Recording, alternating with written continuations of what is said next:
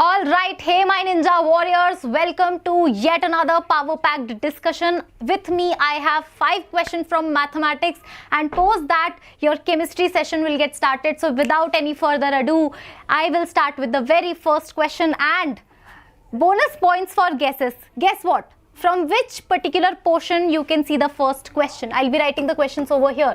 So the very first question is from trigonometry itself. Can we just switch this audio off?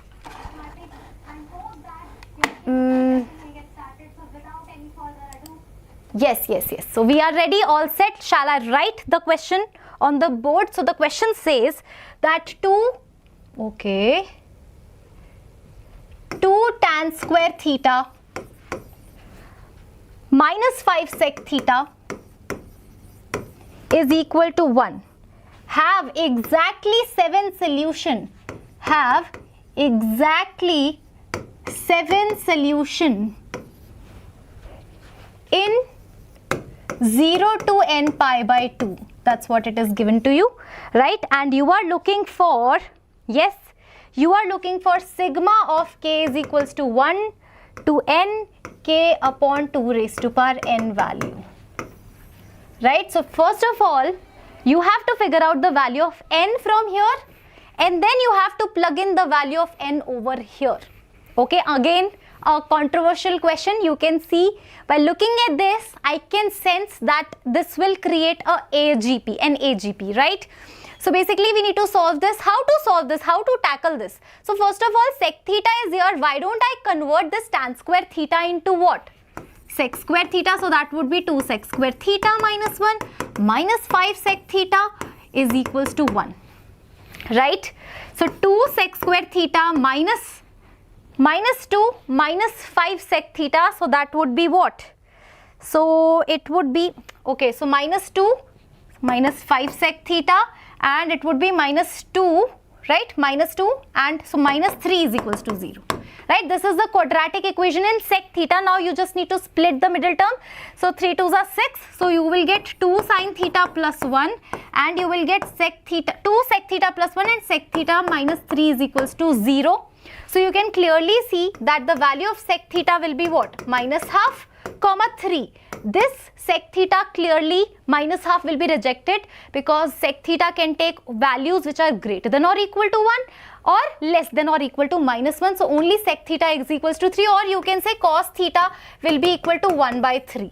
So you are looking for number of solution in 0 to n pi by 2. So cos theta is equals to n pi by 3. The very convenient method is to plot the graph of cos x, right? So this is pi by 2, 2 pi by 2, 3 pi by 2, 4 pi by 2, 5 pi by 2, 6 pi by 2, 7 pi by 2, 8 pi by 2, 9 pi by 2, 10 pi by 2, 11 pi by 2, 12 pi by 2, 13 pi by 2. Now 1 by 3 will lie over here. So first solution, second, third, fourth, fifth, sixth, and last 7th. So can you see this is 1 pi by 2, then 2 pi by 2, 3 pi by 2, 4 pi by 5 pi by 2, 7 pi by 2, then we have 9 pi by 2. Are you getting my point? This is 11 pi by 2, and last we have 13. Can you see 13 pi by 2? That means from 0 to 13 pi by 2, if my interval is like this, then I can get exactly 7 solutions. So that means my n is coming out as 13, right? Now we are here to calculate what? K upon 2 raised to power n, sigma k is equals to 1 to n, right? N is what? You all know, n is 7. So it will become 1 upon 2 ki power 7 plus 2 upon 2 ki power 7, and all the way up to 7 upon 2 ki power 7. So this is not, AGP is not getting formed actually. So 1 to 7, so 7 into 8 by 2 into 2 raised to power 7. So can you see that, okay, 7 is here, 2 raised to power 8 minus 3, so 2 raised to power 5. So it would be somewhere around 7 upon 32, right? This is the approximate question. All right, let's just move on to the next problem. So with me I have another problem. Yes, with me I have another problem. Problem number 2. And yes, so problem number 2 is from indefinite integration, guys, and you know what, the moment you will see the question, you will be awestruck. Let me just show you. So it is x raised to power 8 minus x square whole upon, you will see x raised to power 12, then you will see 3 times x raised to power 6 plus 1, and in here you have tan inverse x cube. Okay, so tan inverse x cube upon plus 1 upon x cube dx. This is the question. Okay, this is the question. Can you see this? Now the moment you see this question, you will be like, how to solve it? So first of all, let's just not panic, right? Let's just not panic. I am panicking after seeing this question. Okay, so we just need to create x cube plus 1 by x cube. We just need to focus on this expression x cube plus 1 by x cube. How to actually form this expression over here? So what I'll be doing is, I'll be actually taking out x raised to power 6 common from numerator and denominator. The moment I do that, I'll be getting x raised to power 6 common, so x square minus 1 upon x raised to power 4, that is first thing I'm gonna get, right? And in here also, from here and here, take x raised to power 6 out, so it will get cancelled out, numerator denominator both. So if I take x raised to power 6 common, it will be x ki power 6 plus 3 plus 1 upon x ki power 6. Okay, and tan inverse x cube plus 1 by x cube. The moment you do that, no, things will be pretty clear for you. This expression actually, let me just convert the colors. This expression is nothing but x cube plus 1 by x cube ka square plus 1. Don't you see this? This is this expression. So basically what I'll be doing is, I'll be putting x cube plus 1 by x cube to t. The moment I differentiate it, it will become 3x square minus 3 by x raised to power 4 dx, that will be equal to dt, right? Now, can you see this whole expression? If I take 3 common now, this whole expression will become what? dt upon 3, first of all, right? What about this? This is t square plus 1, clearly t square plus 1. And what about this? This is tan inverse t. Can you see the expression has reduced, and this is integrable function clearly. And the moment I put tan inverse t as something, let us say this is y, so it will become, so 1 upon t square plus 1 will be what? This will become dy. So this is 1 by 3 dy and y. So 1 by 3 log of y. What is y? Tan inverse t. What is t? So tan inverse x cube plus 1 by x cube plus constant of integration. This is your integration. You know what? The options were already given to you. A, B, C, D, 4 options like this were already given to you. So it is easier to guess what to put t, right?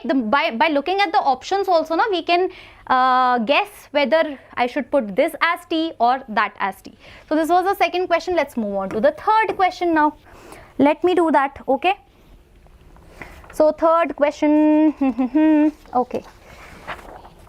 So yes, third question is from binomial theorem, which says you need to figure out the coefficient of x raised to power 2012 in 1 minus x raised to power 2008 and 1 plus x square raised to power 2007. What do you think? This 2008 and 2007, the values are very close values. What do you think? Why they have given 2007 and 2008? Why they have given very extremely close values? So basically we actually, this is nothing like binomial. This is becoming a trinomial expression, and this is multiplying with another expression. So the whole expression is very difficult. The moment I see this now, I'll feel okay, this is not in my syllabus. But you know what? One simple modification will make you feel okay. Will make you feel like home. Okay, this is my home. I'll show you how. So basically 1 minus x raised to power 2000 can be written down as this. 1 and 2000 and this. Why I'm doing this? Because I would like to combine these two. I would like to take this advantage whether 2007 and 7 are same powers. So 1 minus x and this is 1 minus x, 1 plus x square raised to power 2007, whole raised to power 2000. Can you see this? Who is going to guess? Who is going to guess? Who is going to guess? A minus b, a square plus ab plus b square is nothing but a cube minus b cube, my dear students. Can you see this? Now the question is extremely easy, right? You are looking for coefficient of x raised to power 2012 in this expansion, right? Now again, there is also some challenge left. This 1 minus x, how to tackle that? So what I'll be doing is, I'll be multiplying 1 in this. So that is 1 minus x cube raised to power 2007 minus x times 1 minus x cube raised to power 2007, right? So what we are looking for is coefficient of x raised to power 2012 in this very expansion, right? So in here I'll be getting all the terms. So basically in here I'll be getting terms related to x ki power 0, x ki power 3, x ki power 6, right? And so all the way up to, so can you see this? All the powers are multiple. 0, 3, 6, 9 are multiples of 3. So in this expansion I can only get multiples of 3. So will I get 2012 over here? So basically 2012 is not a multiple of 3, right? 2 plus 2, 4, 5, not a multiple of 3. That means in this expansion I'll not get any term related to x raised to power 2012, right? So basically I'll be getting a 0 as the coefficient. What about this? What about this? So again, x ki power 1 will get multiplied with x ki power 0, x ki power 3, x ki power 6. So if I look for coefficient of x ki power 2011 over here, it will get multiplied with this x, right? So it will become 2012. So I need to look for x raised to power 2011 coefficient. Again, now tell me, 2011 is multiple of 3 or not? Not at all. This is also not multiple of 3. So from here also I'll get a 0. So overall answer of this particular question is a big fat 0. Yes, 0 is the correct answer. Perfect. Yes, third question done nicely. Shall I move on to the next question, the fourth question, right? So fourth question is from the world of sequence and series, and you know what? No controversy in this question. Straight up, say straightforward question from arithmetic progression, which says that a term is, so basically the first term is 20, second term is 19.25 and all the way up to minus 120.25. This is the last term. What we are looking for is 20th term from the end. Yes, 20th term from the end. 20th term from the end.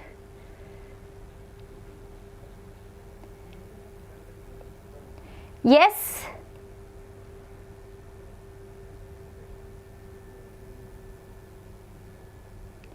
Give me a moment, yes. 20th term from the end, right? How to calculate it?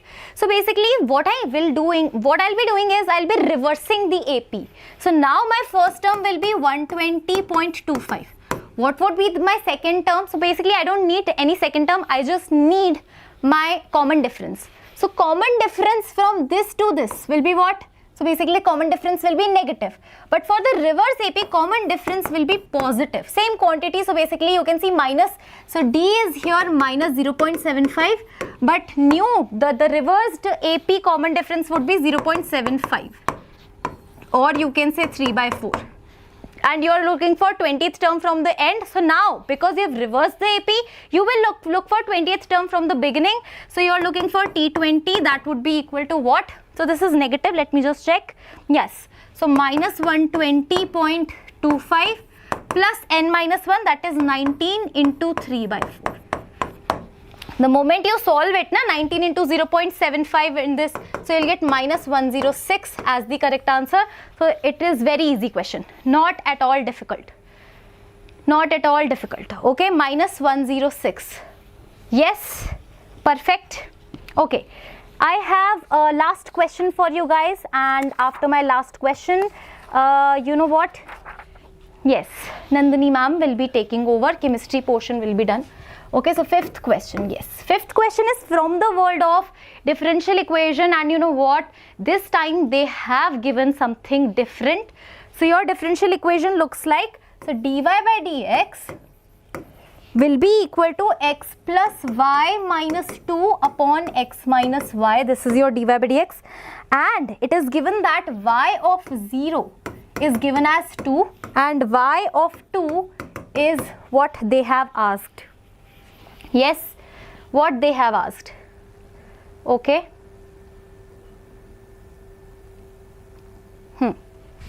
ठीक है. So what do you think? What kind of differential equation is this? So whenever you see now, said that dy by dx is function of one straight line upon function of another straight line. Can you see two different linear things are written? That means this is reducible to homogeneous equation in which you put x is equals to capital X plus h and y is equals to capital Y plus k, where your d capital Y by dx will be equals to dy by dx. Yes, right? So the moment you see this, na, d small y will be d capital Y by dx is equals to this x. So basically this is nothing but, this will be nothing but, so constant term will be gone. This will be capital X plus y, capital X minus y, right? And how do you solve it? You know it, right? And you know what? The moment you put h comma k in this, so h plus k minus 2 will be equal to 0 and h minus k will be equal to 0. That simply means that h will be equal to k and h is equals to k is equals to 1 if you solve these two equations, right? So this is sorted. Now you just need to figure out this.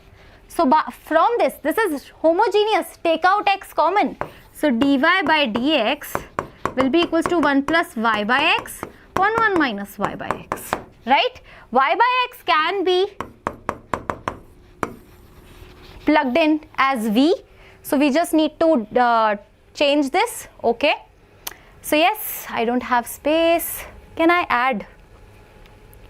Keep. Can I add a slide? File. Okay. Insert. Insert new slide. Okay. Yes. Slideshow from current slide. Yes, now we are good to go. Yes, so now dy by dx will be replaced by v plus dv by dx. So v plus dv by dx is equals to 1 plus v upon 1 minus v. Come on, you know this. Shift this towards the right hand side. So dv by dx will be equals to 1 plus v upon 1 minus v, right? And sorry, x dv by dx, right? So yes, now 1 plus v minus v plus v square upon 1 minus v dv by dx, ye x. So this will become what? dv 1 minus v upon 1 plus v square, and this is dx by x. You just need to integrate it. Shall we do it? Shall we do it? Integrate it. So 1 upon 1 plus v square will be tan inverse v minus, multiply 2 by 2 over here, 2 by 2. So 1 plus v square, if you take this as t, it will become what? So 1 by 2, this will become dt. So log of 1 plus v square, that is equals to log of x plus c, constant of integration, right? What you can do is replace this v by what? Y by x. So tan inverse capital Y by capital X is equals to 1 by 2 log of 1 plus y square by x square is equals to log x plus constant, right? Now one more thing, we have already done that.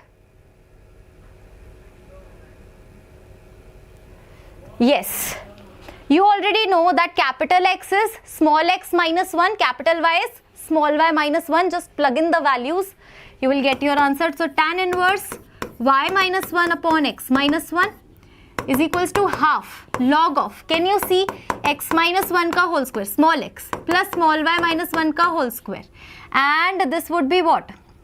Upon, so this would be minus of log of x minus 1 plus constant of integration. Everything is in x and y, and the initial condition is given to you. What is given? Y of 0 is given as 2, so just put y of 0. That means if you put x is equals to 0, x is equals to 0 means y is equals to 2. Put the values. Tan inverse minus, so basically this is minus 1 is equals to 1 by 2 log of. The moment you put x is equals to 0, you will get y is equals to 2. So log of 2 minus log of 1 is 0 is equals to plus constant c, right? You just need to find out the value of c. Once you find out the value of c, you have to figure out. So I'm leaving this question till here only. Now you need to plug in x is equals to 2, get the value of y. Okay. All right. Yes. So this was the last question from my side. Now Nandini ma'am will be taking over this session. I'll be actually searching for some more new questions. I'll be coming back. Yes. Okay.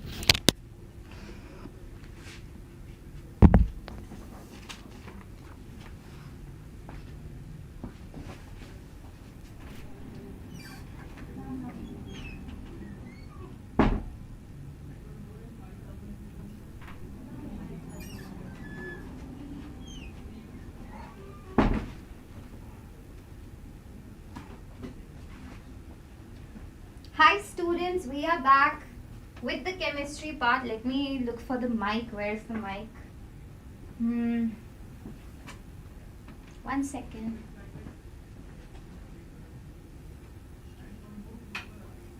Okay, here is our mic. Hi everybody, how is your exam? How is your exam, everybody?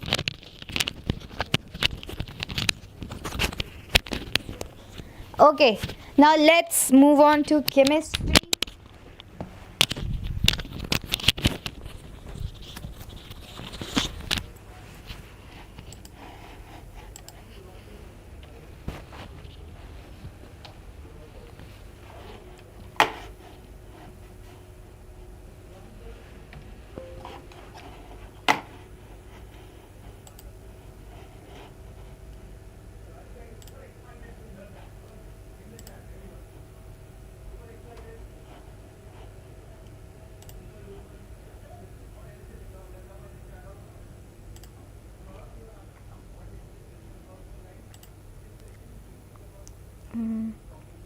Wait a second students, I am just downloading these slides. 1 second, 1 second. So how was your shift to exam? How was the shift to exam for everybody? Please let me know in the chat box below. I think again the chemistry portion was extremely easy. Extremely easy. I am finding it, even all the students are finding it extremely easy questions, correct? Yes. We are back with chemistry. 1 more second, give me 1 more second. Okay, we are back again. Let me select the pen color. Yes. So again the chemistry portion, Bacha Log, was extremely easy. What was asked was directly from the basics, correct? So we are going to solve each and every questions. The question level was actually similar to what kind of questions you get in your board exams. It means it was really easy. So for the next batch students, what you're going to expect is easy set of questions from chemistry. Basic GOC questions were asked, correct? And even from the chemical bonding question, extremely easy dipole moment questions were asked, and no difficult questions where you have to like give time. You can just look at the molecules and tell me and let me know what is their are they even polar or non-polar, correct? Now let's move on to this question number 1. Number of non-polar molecules in this. How many non-polar molecules are there? So number first option is H2O. Is H2O a non-polar molecule? No way, because this has what? This has 2 lone pair of electrons, and the direction of polarity for the lone pair is what? Towards the direction of the lone pair, correct? And here the direction of the dipole moment will be this, and here between hydrogen and oxygen, which one is more electronegative element? The oxygen is more electronegative, therefore again the direction of polarity will be this, and here again the direction of polarity will be this.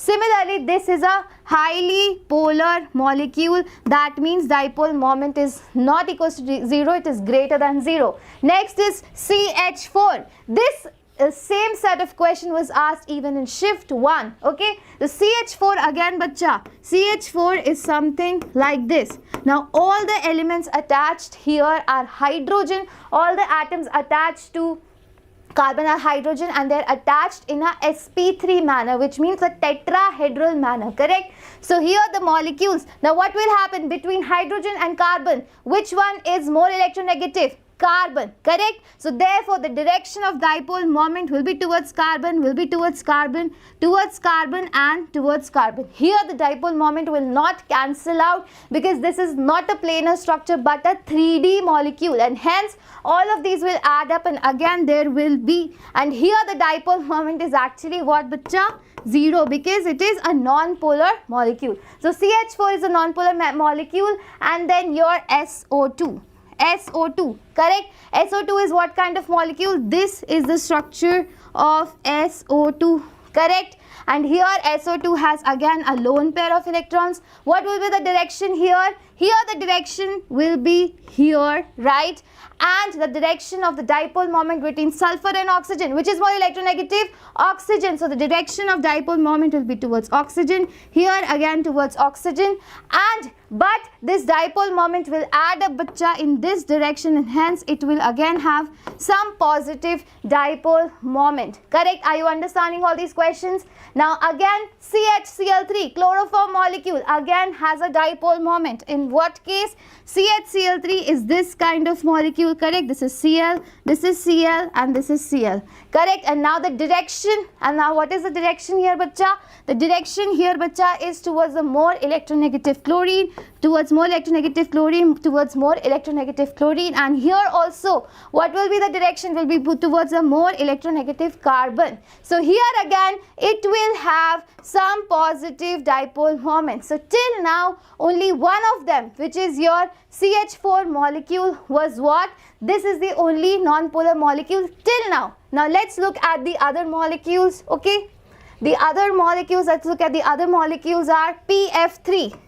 PF3 structure is somewhat like this, correct? And here it will be a lone pair of electrons. Now the direction of dipole moment, it will be again towards the lone pair, and between phosphorus and fluorine, fluorine is the most electronegative element in your entire periodic table. Therefore the direction will be this side, and this side, correct? And this will have a dipole moment? Yes, this will again have a positive dipole moment. This will again have a positive. Now NH3, everybody is aware with the structure of NH3. NH3 is again like this molecule, correct? This again has a dipole moment, which is positive dipole moment. CO2 doesn't have a dipole moment. This is a straight line, linear structure. CO2 is a linear structure, therefore dipole moment of CO2 is equals to 0. This doesn't have a dipole moment, therefore it is a non-polar molecule, correct? And HF, what is in the HF? HF is what, bacha? HF is a very polar molecule. Why? Because fluorine is highly electronegative, hence it will pull the electron towards its side, correct? So it is a highly polar molecule. This is again a polar molecule. So between these examples, only two are non-polar molecules. One is your CO2, the other one is your CH4, correct? So these two are the correct answers. Do you have any doubt in this? Any doubt in this? Okay, let's move on to the next question, bacha. Next question, we have already solved this one. The next question is, how many of them have D2sp3 hybridization? From which chapter this is from? This is from your coordination chemistry chapter. Okay, very extremely easy question, which is again asked from the coordination chemistry. Let us look at all the compounds one by one. The number first is cobalt NH36 with the power 3 plus, which means in the A compound, cobalt is in +3 oxidation state.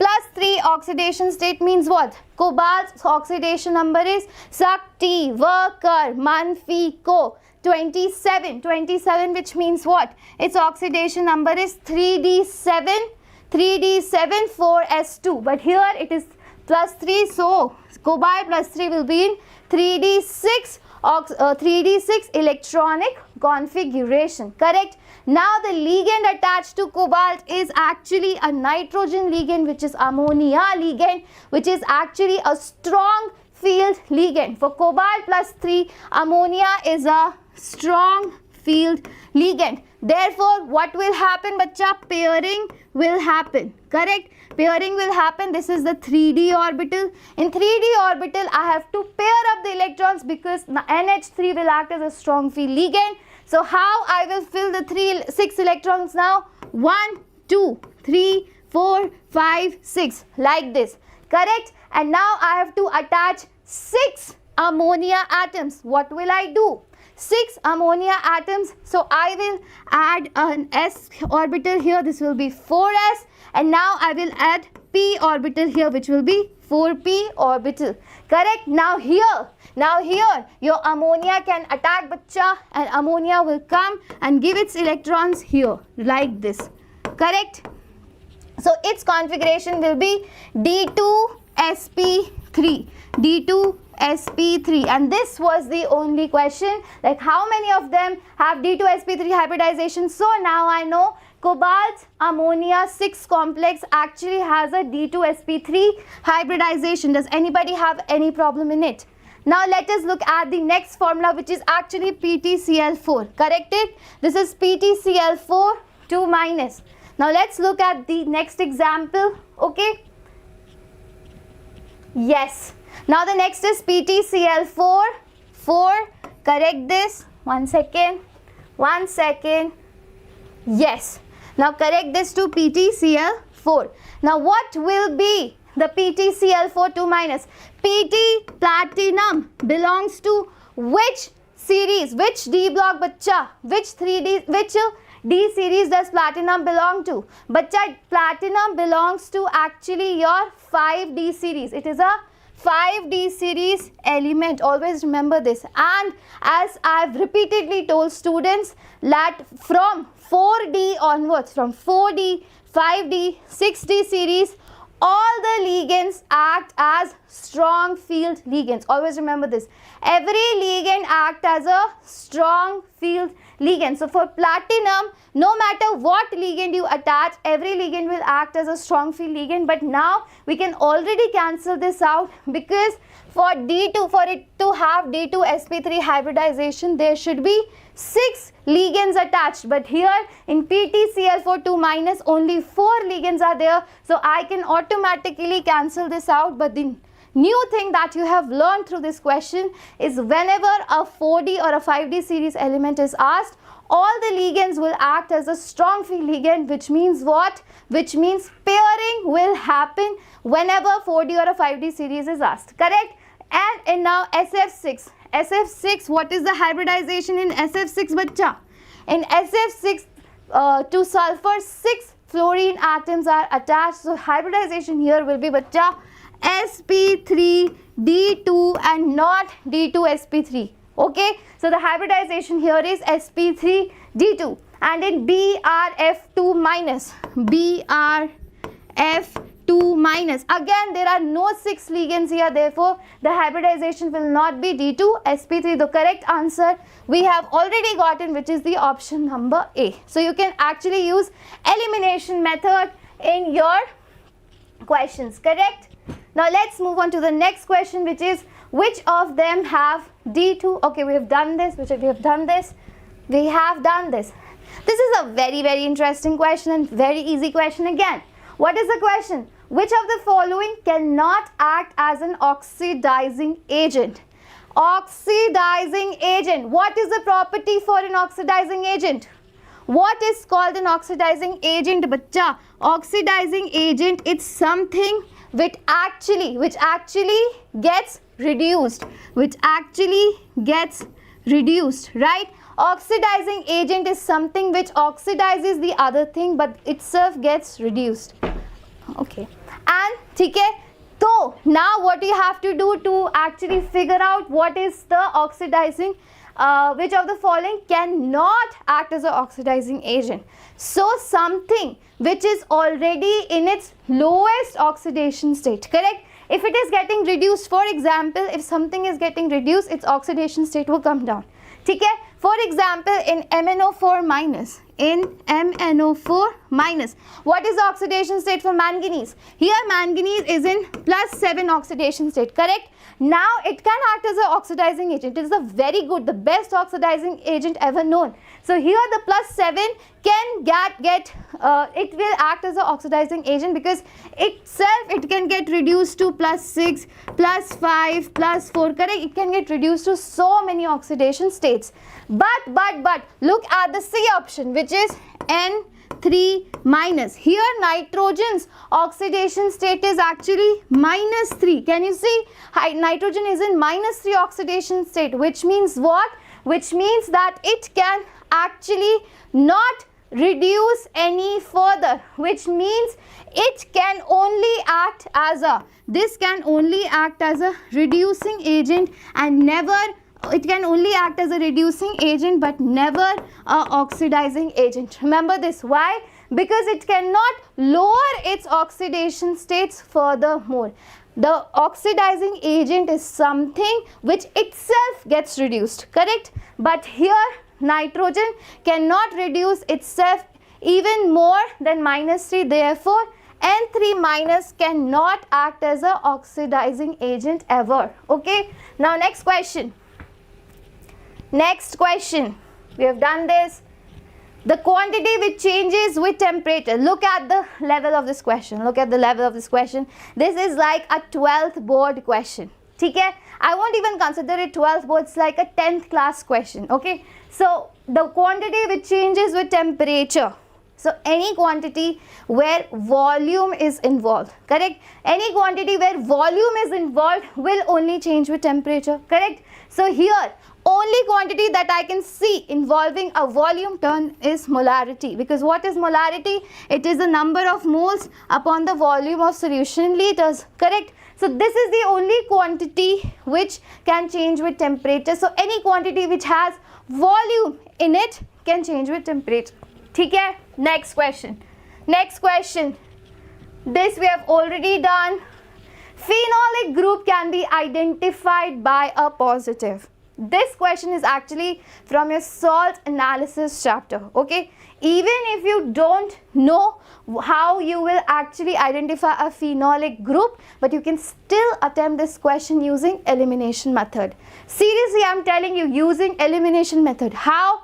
For Lucas test, look at the Lucas test. We know that Lucas test is actually used to differentiate between primary, secondary and tertiary alcohols, correct? This is the only test for Lucas which we have already discussed in the shift 1 exam. This Lucas test actually came, okay? But here the phenolic group is not at all not at all related through Lucas test, so we can cancel this out. Okay?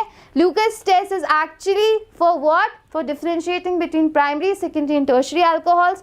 Tertiary alcohols react fastest with Lucas test, secondary alcohols within 5 to 10 minutes, and primary alcohols do not react with Lucas test, but on heating they do react with Lucas test.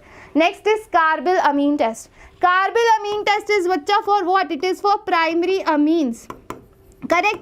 It is only and only for primary amines. Very, very famous test. We do this test with primary amine and chloroform, and a very foul smelling compound forms, which is called the isocyanide compound, which is a confirmatory test for primary amines. But here they have also phenolic group, so we can eliminate this test. Now tolerance test. Look at tolerance test. Tolerance test is used for what? Tolerance test is used for the detection of aldehydic groups. correct? Aldehydic groups is used for tolerance test. So the only thing that remains by elimination method, which seems to be the right answer, is the phthalene test, which is actually the right answer. So can you see this question, even though if you see, I don't know what phenolic group test is, but you can use the elimination method to come directly to the right answer, because the paper in itself is made very, very easy. Now let us look what is the phthalene test. In phthalene test, actually phenol is reacted with a phthalic, which is a colorless dye, but when I add NaOH in it, it becomes pink in color, and if you add excess of NaOH, it again becomes colorless, correct? So it is actually used for the formation of phenolphthalein. So it is a test for phenolic group. Got it? Now let's move on to the next question. Next question is, okay, we have done this. Yeah. Again, a very, very interesting question. So this question is asked, again a very easy question, which is a ether reaction with HI in cold condition, what will be the product? So bacha, in ether what happens? Whenever there is a tertiary ether present, there is a tertiary group in the ether, then bacha, what happens? The tertiary group in the ether, CH3, CH3 and CH3, which is a tertiary group in the ether, actually reacts with the iodine part, which is the basic part. So it actually reacts with the iodine part and forms this compound, and your cyclohexane actually will this O. So the breaking will occur from here. This compound, this ether compound actually breaks from here, and the I minus part attacks this carbon and the H part attacks this carbon, and you get an alcohol over here. So this is the final product. And why OH does not attack the tertiary carbon, bacha? Because this tertiary carbon, this is what? This is a tertiary carbon, right? So the tertiary carbon, if the OH group attacks there, so there will not be a substitution reaction, but rather an elimination reaction will take place, correct? Because tertiary group favors what? It is a bulky group, so it favors elimination reaction. So if I attach OH group to the tertiary group of ether, elimination reaction will instead occur. So therefore, to avoid it, this is the major product form. Got it? This would be the major product. Now next question. Okay, 1 second. Again, a very, very interesting question. Find the longest wavelength in the Passion series in terms of R. Again, they have actually reduced the numerical parts of the question. Can you see? And they've made the numericals extremely, extremely easy. So what is Passion series, bacha? It starts from Lehman, Balmer, Passion, correct? It's the third in the series, in that series. The third in the series means what? In the Passion series, the N1 is actually 3 and N2 is actually, bacha, what? N2 is actually from 4, 5, 6 and it can go till infinity, correct? So this one represents the Passion series. In the Passion series, the electron comes down from 4, 5, 6 to infinite shells to the third shell, correct? The N1 is fixed, bacha. For the Passion, the N1 is fixed, but the N2 can variate from 4 to infinity. Now it is asked about the longest wavelength, correct? Now what is the formula to find out the wavelength, bacha? This is the formula, which is 1 upon N1 square minus 1 upon N2 square, correct? This is the formula. Now for the longest wavelength, now I know is equals to R. I know N1 is fixed for Passion, which is 3. So 3 squared here, and N2 will be what, bacha? N2 will, for the longest wavelength, N2 will be the shortest thing, correct? The N2 will be shortest, which is, or the smallest, which is 1 upon 4 square, correct? Now when I solve this, what will be the answer? The answer for lambda, the answer for the longest lambda will actually come out to be 144 by 7R. You can calculate. So A option is the correct answer. Again, an extremely easy board level question is asked. Like, I don't know what has gotten into JEE. Extremely easy questions.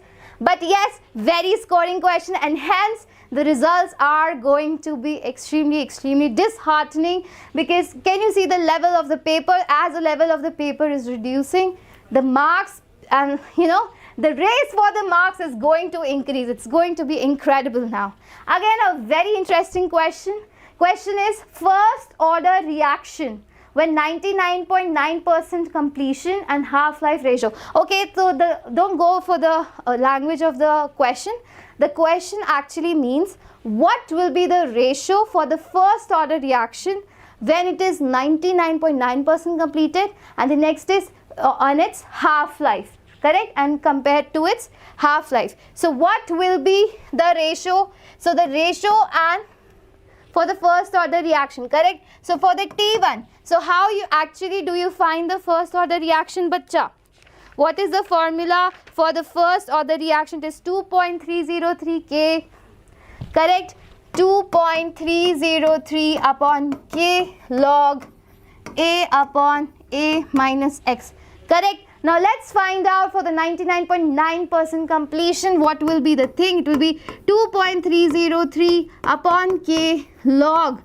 A means the entire thing. Entire thing means the entire thing that you use. So if I used 100% of the reactant, but after 99.9% completion means what? 100 minus 90, 99.9, correct? So now if I calculate this, my answer will come 2.303 K log 3. Okay? Log 100 upon 0.1, which will be equal to 2.303 upon K log 3. Correct? So this time will be for the 99.9% completion of the reaction. Now let's calculate. Okay? Remember this thing. Now let's calculate the time for the next part. Okay, so here it is given. We can look at the solution. So for the T2, when it is 50% completed, what will happen? The entire thing, if the entire thing was 100 and 50% of it is consumed, then we will get log 2 value here, correct? Now I just have to take the ratio of this value and of this value, and the answer will come approximately 10. So the ratio of the two things, which is what? When the reaction is 99.9% completed, and when the half-life of the reaction is actually always equal to 10. Always, correct? Okay, let's move on to the next part, bacha. Okay, this is a very interesting question, my favorite kind of question from the F block. Okay, so here it is said that cerium 4 plus is stable because of noble gas configuration. Is this statement correct? What is the bacha? Cerium 4 plus configuration. Cerium 4 plus is actually xenon and it is 5F0. Okay? So this is actually a noble gas configuration bacha for cerium. Okay? So this is actually noble gas configuration is stable. So this statement is true. Cerium 4 plus is stable because of the noble gas configuration.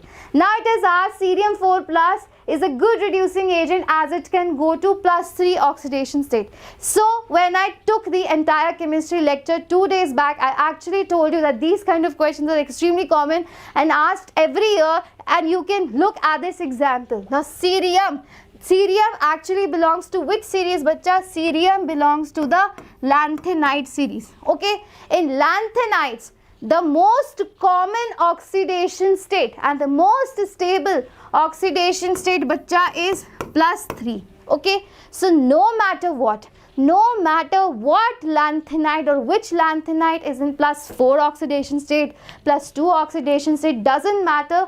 It just wants to get converted into +3 oxidation state, correct? So cerium 4 plus will actually want to convert into cerium +3 because +3 is their most common and most stable oxidation states. No matter the electronic configuration, doesn't matter. For lanthanides, this is the case. Now can you see cerium 4 plus is getting reduced to cerium 3 plus to gain the stable configuration. Hence, this is acting as a good oxidation oxidizing agent and not a reducing agent, correct? Because it itself is getting reduced. It means what? It is acting as a good oxidizing agent, not a reducing agent. Therefore, it is a false statement. Got it? This one is a false statement. These kind of questions are very, very common. Now next, which of the following will not undergo SN1 reaction? Look at the level of this question. I mean, it is almost hilarious. So SN1 reaction is the kind of reaction which actually undergoes through the formation of carbocation, correct? So carbocation formation, correct? So wherever the carbocation is bacha unstable, this reaction will not take place. Look at the very first example. What kind of carbocation is this? This is a vinylic carbocation, isn't it? So vinylic carbocations are extremely unstable. Why? Because C double bond C, here carbon is in sp2 hybridization state. sp2 is highly electronegative carbon, and a positive charge on an electronegative thing is never stable, correct? So therefore vinylic carbon bacha is unstable carbon. So option A seems to be the correct option itself. Now secondary carbocation, it is somewhat stable, so SN1 will happen here. This is what? Benzylic carbocation, so SN1 also will happen here. Now this is a allylic carbocation. Can you see? C double bond C, the C and positive charge here. This is allylic carbocation, which is extremely stable carbocation, right? So reaction SN1 will happen here. SN1 will happen in the benzylic carbocation, okay, and it will also happen here, okay? But it will, okay, this I can form a benzene ring or I can not form. So, but it will not happen in the vinylic case. So this is the correct option, correct? Now next question. Did we do that? Okay, one more question. How many have noble gas configuration? Noble, see, look at the kind of question they are asking. Configuration related questions are extremely common. So Fe2 plus, does Fe2 plus has a what? A noble gas configuration. Tell me. So Fe bacha, what is the atomic number for Fe? It is 26, which means the electronic configuration is 3d6 4s2. Now for Fe2 plus, the electronic configuration bacha is actually 3d6, which is not a noble gas configuration, This option is incorrect. Now cesium plus. Cesium plus means what? Cesium plus belongs to the S block first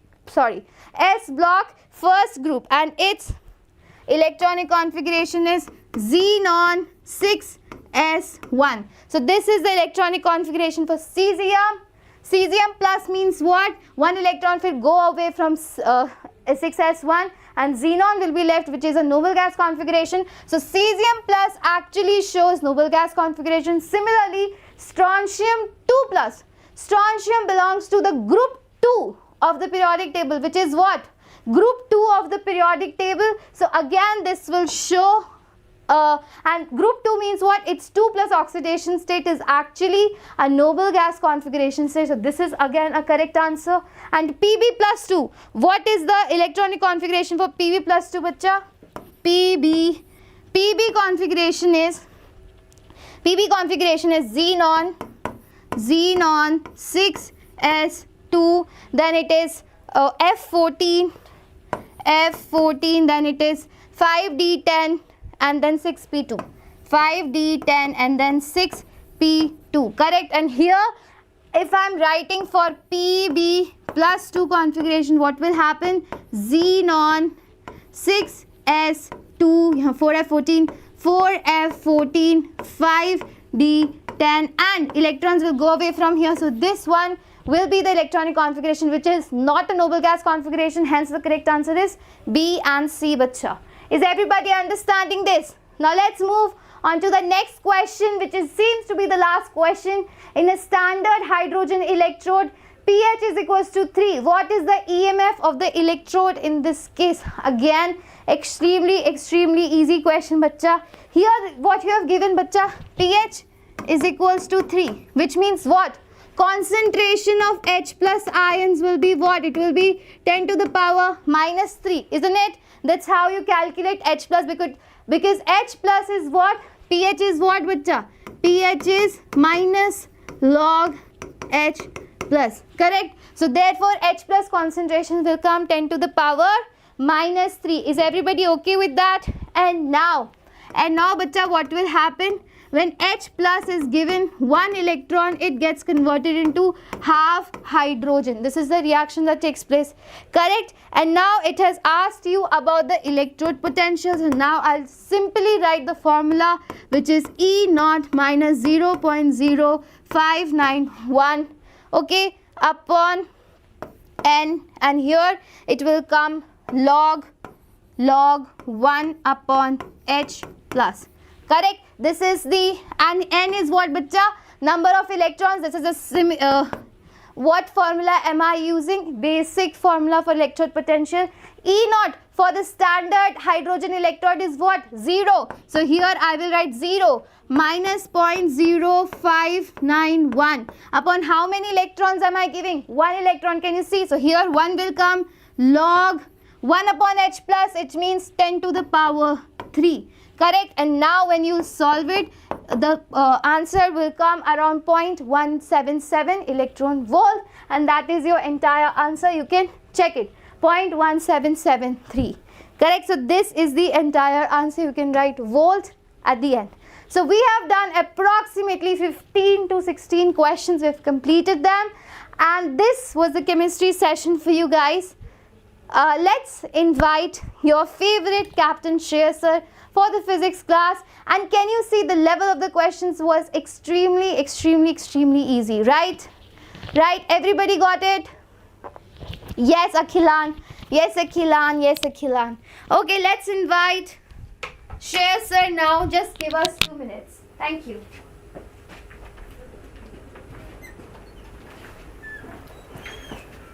Hello my dear students, welcome. Let's begin with the physics discussion. Just 1 second. How was it? I feel that looking at the questions, it is slightly more difficult than the first shift. Did you feel that? Overall the paper level is very easy only. It's not like very difficult or anything. But what I felt was the comparison, if you do from the morning shift, I feel that this was a notch higher. Slightly lengthier, especially in maths and also in physics. Some questions are, I'm not saying it's very good, but yeah, at least you feel something. Okay, fine, I'm doing some physics paper. So that's how it was. Let's begin with the physics paper discussion. I think I have the paper right over here. So let me just, yes, let's put it up on the screen. Good evening. I hope I'm audible and visible.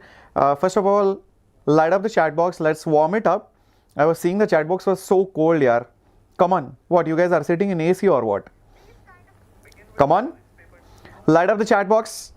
I want everybody watching this session, light up the chat box and also smash the like button right away, right now. How can you just watch the session without liking?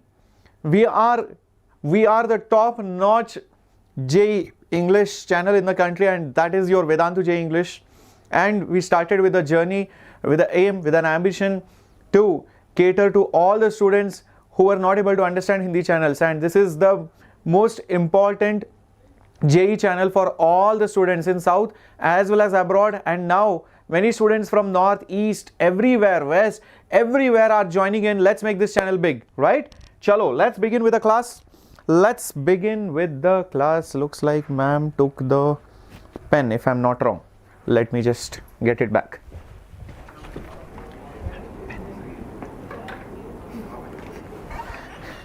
Okay, so here we are back. Okay. Just 1 second, guys. Just 1 second.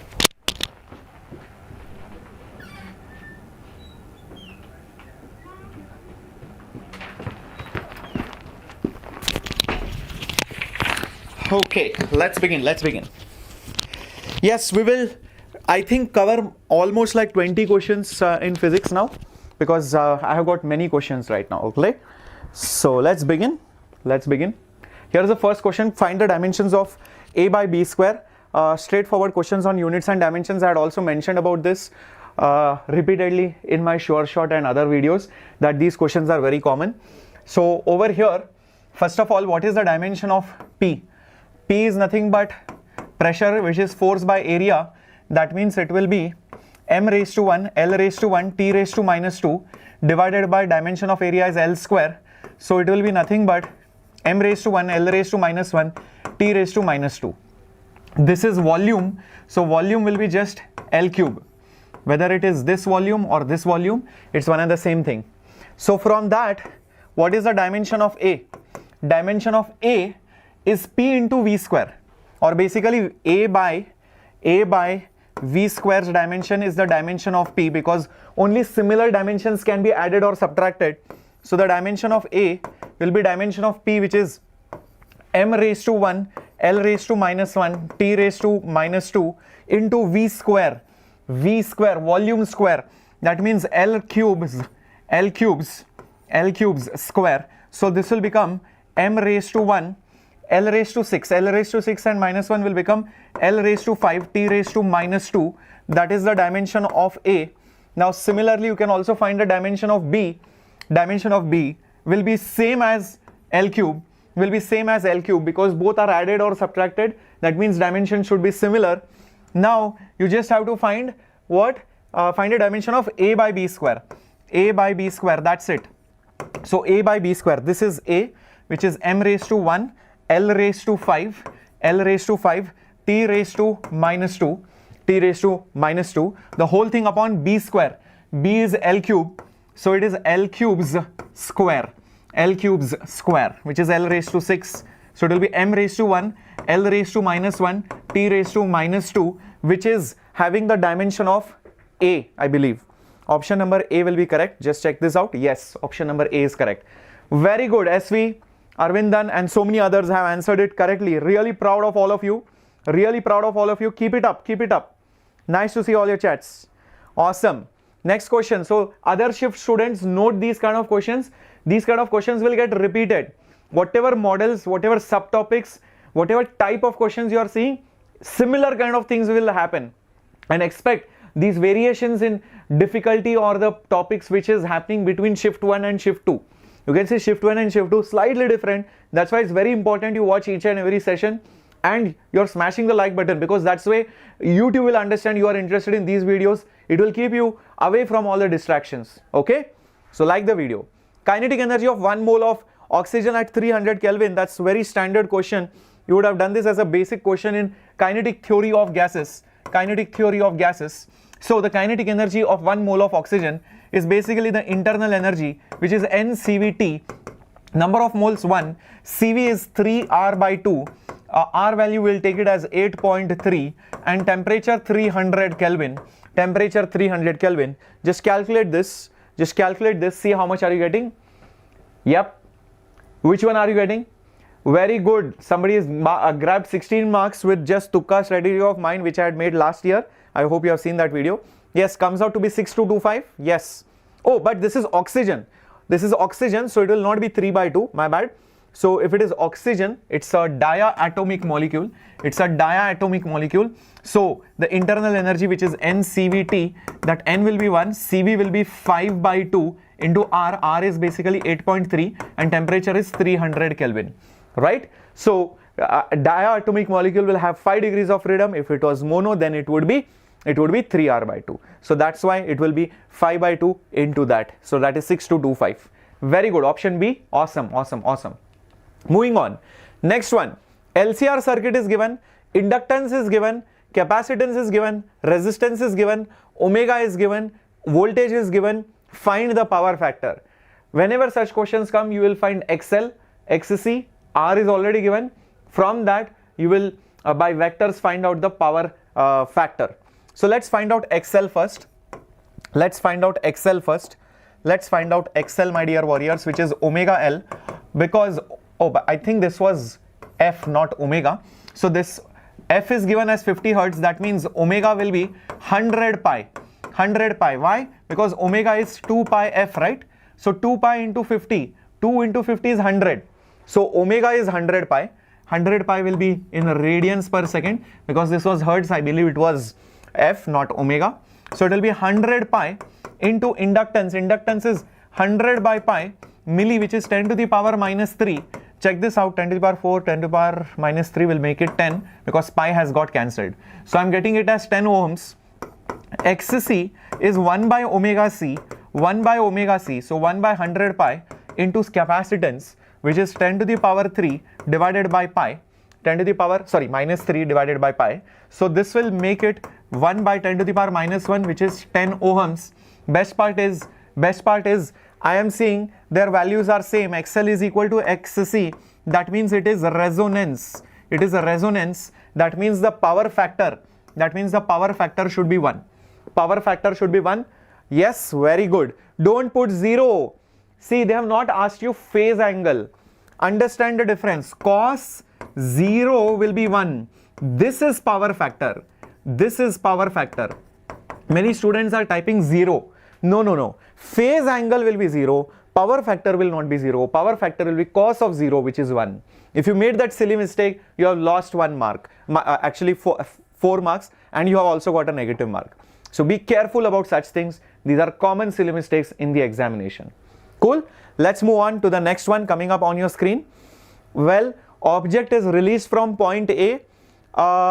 Time taken from B to C is 2 seconds. Find the height AC. Was this kind of question asked? Just check this out. These are all memory based questions. Thanks to our kids who are helping us out. Remember and make these questions, and our amazing team sitting behind is making these solutions. There is a DTP team. There are people who are making these slides for all of you so that you get the best material in time. Not just that, as soon as this session is over, you will see there will be a link in the description box for downloading the entire answer key with questions and solutions. And all of this is happening at lightning speed. So make sure you are making use of these materials for your next attempt preparation as well as the next shift preparation. Okay. So how to do this? First, let's concentrate only on this BC part, because that part is given very clearly. So let's assume the velocity VB over here, acceleration due to gravity is G. So using S is equal to UT plus half AT square, displacement is AT, initial velocity will be VB into time is 2 plus half into gravitational acceleration 10, time taken 2. So this will become AT is equal to 2 times of VB plus 2 cancels, 1 2 remains, so 20.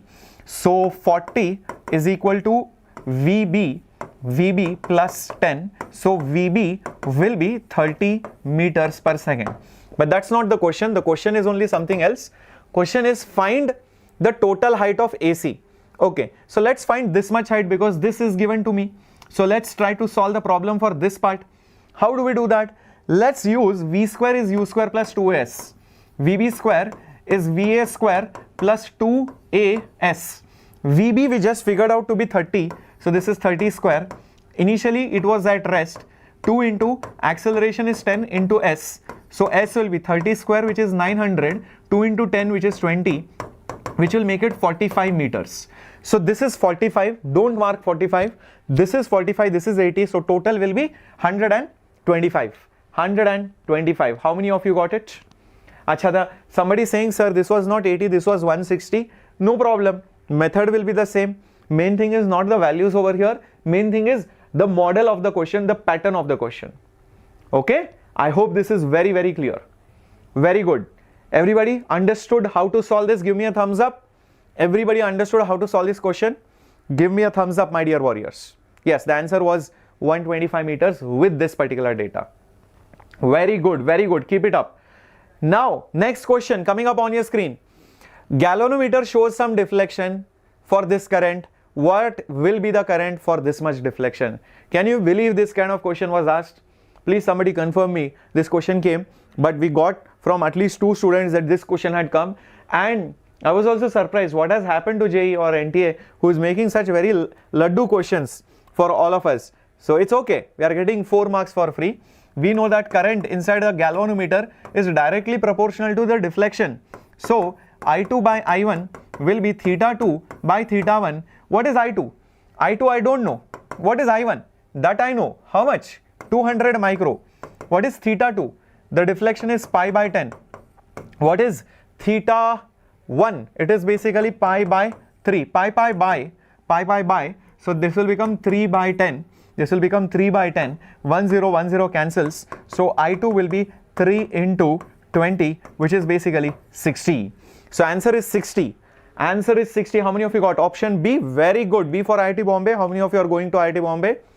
Very good. Many of you are going. Very good. Parhabu, Sainaj, Gautam Raj, awesome. Vinay, yes. AV, Fishy World, very good. With question is wrong. Don't worry, bacha. These are all memory based questions. You know that. Questions can be framed little bit here and there. So main thing is take the idea. These were the concepts used. Don't have to worry, sir, that was not pi by 10, that was pi by 9. Don't worry about all these things. Next question, very funny question. A ladder is resting on a person's shoulder. So ladder is resting on a person's shoulder, making angle 60 degree. Mass of the rod or the ladder is 12 kg. Find the normal by the shoulder. This kind of question is there directly in H.C. Verma. Instead of ladder, they have given some wall and it is resting on the wall. And the question is find the reaction on the wall and all that. Directly there in H.C. Verma. If you have solved H.C. Verma, this will become very, very easy for all of you. Correct? How many of you solved this from H.C. Verma? Then this will be very, very straightforward. One of my most favorite books which I always recommend my students. So my dear students, the forces are, there will be a normal one, there will be some friction one due to their rough surface here, and there will be weight which is 12g over here, and this is a curved surface, so the normal will be exactly perpendicular to that. So this is where the normal reaction will be, which will be like this. This is how the normal reaction will be. Now what you do is take the torque about this point. The net torque about this point should be 0. This normal will not give any torque. This friction will not give any torque. Only this normal and this mg will give torque. Because these two forces are passing through the point, they can't give any torque. So first of all, how much will be this distance? How much will be this distance? Think about it. This will be L by 2. This is L by 2. This is L by 2. Total length is L. So how much will this be? This will be nothing but L by 2 cos 60. L by 2 cos 60, which is L by 2 into half, which is L by 4. Why do I need that? For finding the torque. For finding the torque of mg. So the torque of mg, which will be this way, will be balanced by the torque of normal, which is the other way. Torque of mg will be this way, torque of normal will be other way. Both of them will balance to keep it in equilibrium. Torque of mg will be R cross F. R is L by 4. R is L by 4. Weight is 12 into G, which is 10. And a normal forces torque, because already R is perpendicular. Total length is L into basically N. Right? L and L get cancelled. 4 goes with 12 3 times. So I think N is coming out to be 30. N is coming out to be 30, option A. No, it is not option B. If you made a silly mistake, forgot L by 2 over here, then you would have got something else. Then you would have got something else, or else the answer is, option number your A, which is 30 Newton. Yes. How many of you made that silly mistake while taking the torques? How many of you forgot that L by 2 cos 60? How many of you forgot that this normal will not be like this or like this? It will be perpendicular to the rod. Because think of it like that. Think of it like this. Because if this rod is like that, this is the shoulder, my dear warriors, then the normal force will be perpendicular to their common tangent. This will be their common tangent. This will be their common tangent. This will be their common normal. That's why the reaction will be like that. So that is the logic to be used here, or else you will get some other answer only. Next question on magnetic field. We have solved this question 100 times at least. And if you have watched my Nurture, Pathfinder, Zero to Hero series, even from the last few years, those lectures are golden lectures, my dear students. They would have definitely helped you in this. How many of you were able to solve this? Let me know in the chat box. Yep. So what do we need to do over here? Due to this part, due to this part, there will be a magnetic field, maybe let's say inside, and due to this part also it is inside, but due to this part and this part there will be no magnetic field, because these wires are on the same line as this point. So this wire and this wire will not create magnetic field here. So only take this part and add their magnetic fields. So total magnetic field will be mu naught I by 2 R1. mu naught I by 2 R2, add them, but there is a catch, it's a semicircle, so I have to multiply by half. I have to multiply by half. If you forgot the half, you would have got the wrong answer. If you forgot the half, you would have got the wrong answer. That's it, my dear warriors. So the mu naught by 4 and I will be common, and here I will have 1 by R1 plus 1 by R2. So mu naught is 4 pi into 10 to the power minus 7. Current is 4, and this is also 4 because 2 2s are 4, and 1 by R1, 1 by R2, 1 by R1 and 1 by R2, I think they will add, so this will be 1 by 2 pi plus 1 by 4 pi. Is that right, everybody? How many of you got this? Awesome. So what will happen over here? What will happen over here? This 4 cancels, this pi, and this pi also cancels. So this will become 4 into 10 to the power minus 7 into, here LCM is 4 and 1 plus, no, this will be 2 plus 1, which is 3. 4 and 4 cancels, 3 into 10 to the power minus 7. 3 into 10 to the power minus 7. Very good. Very good. So the answer will be 3 into 10 to the power minus 7. I think the answer marked here is wrong by mistake. Don't worry about it. So the correct answer is 3 into 10 to the power minus 7. In the final key, we will change it. Don't worry. Okay. Next question. Q value. We did this question. In fact, a much more complicated question in the Sure Shot replica mock test. And if you had attended those mock tests of mine, even in the last week, you would have seen that this was a standard question. In fact, the one asked here is much more simpler. So here question is Q value and the masses of reactants and products are given to you. So the Q value will be mass defect in atomic mass unit into 931. So mass defect, this is the initial mass, this is the final mass. This is the initial mass, this is the final mass, just subtract the two. So 13.009 minus these two masses together, 12 plus 1.008, right? This whole thing into 931 mega electron volt. So this will be 13.009 minus 13.008 into 931 which is 0.001 into 931, which is 0.931 mega electron volt. 0.931, which is option A. No, it is not B. Why are you getting B? It is option A, my dear students. Very good, Cherry Charan.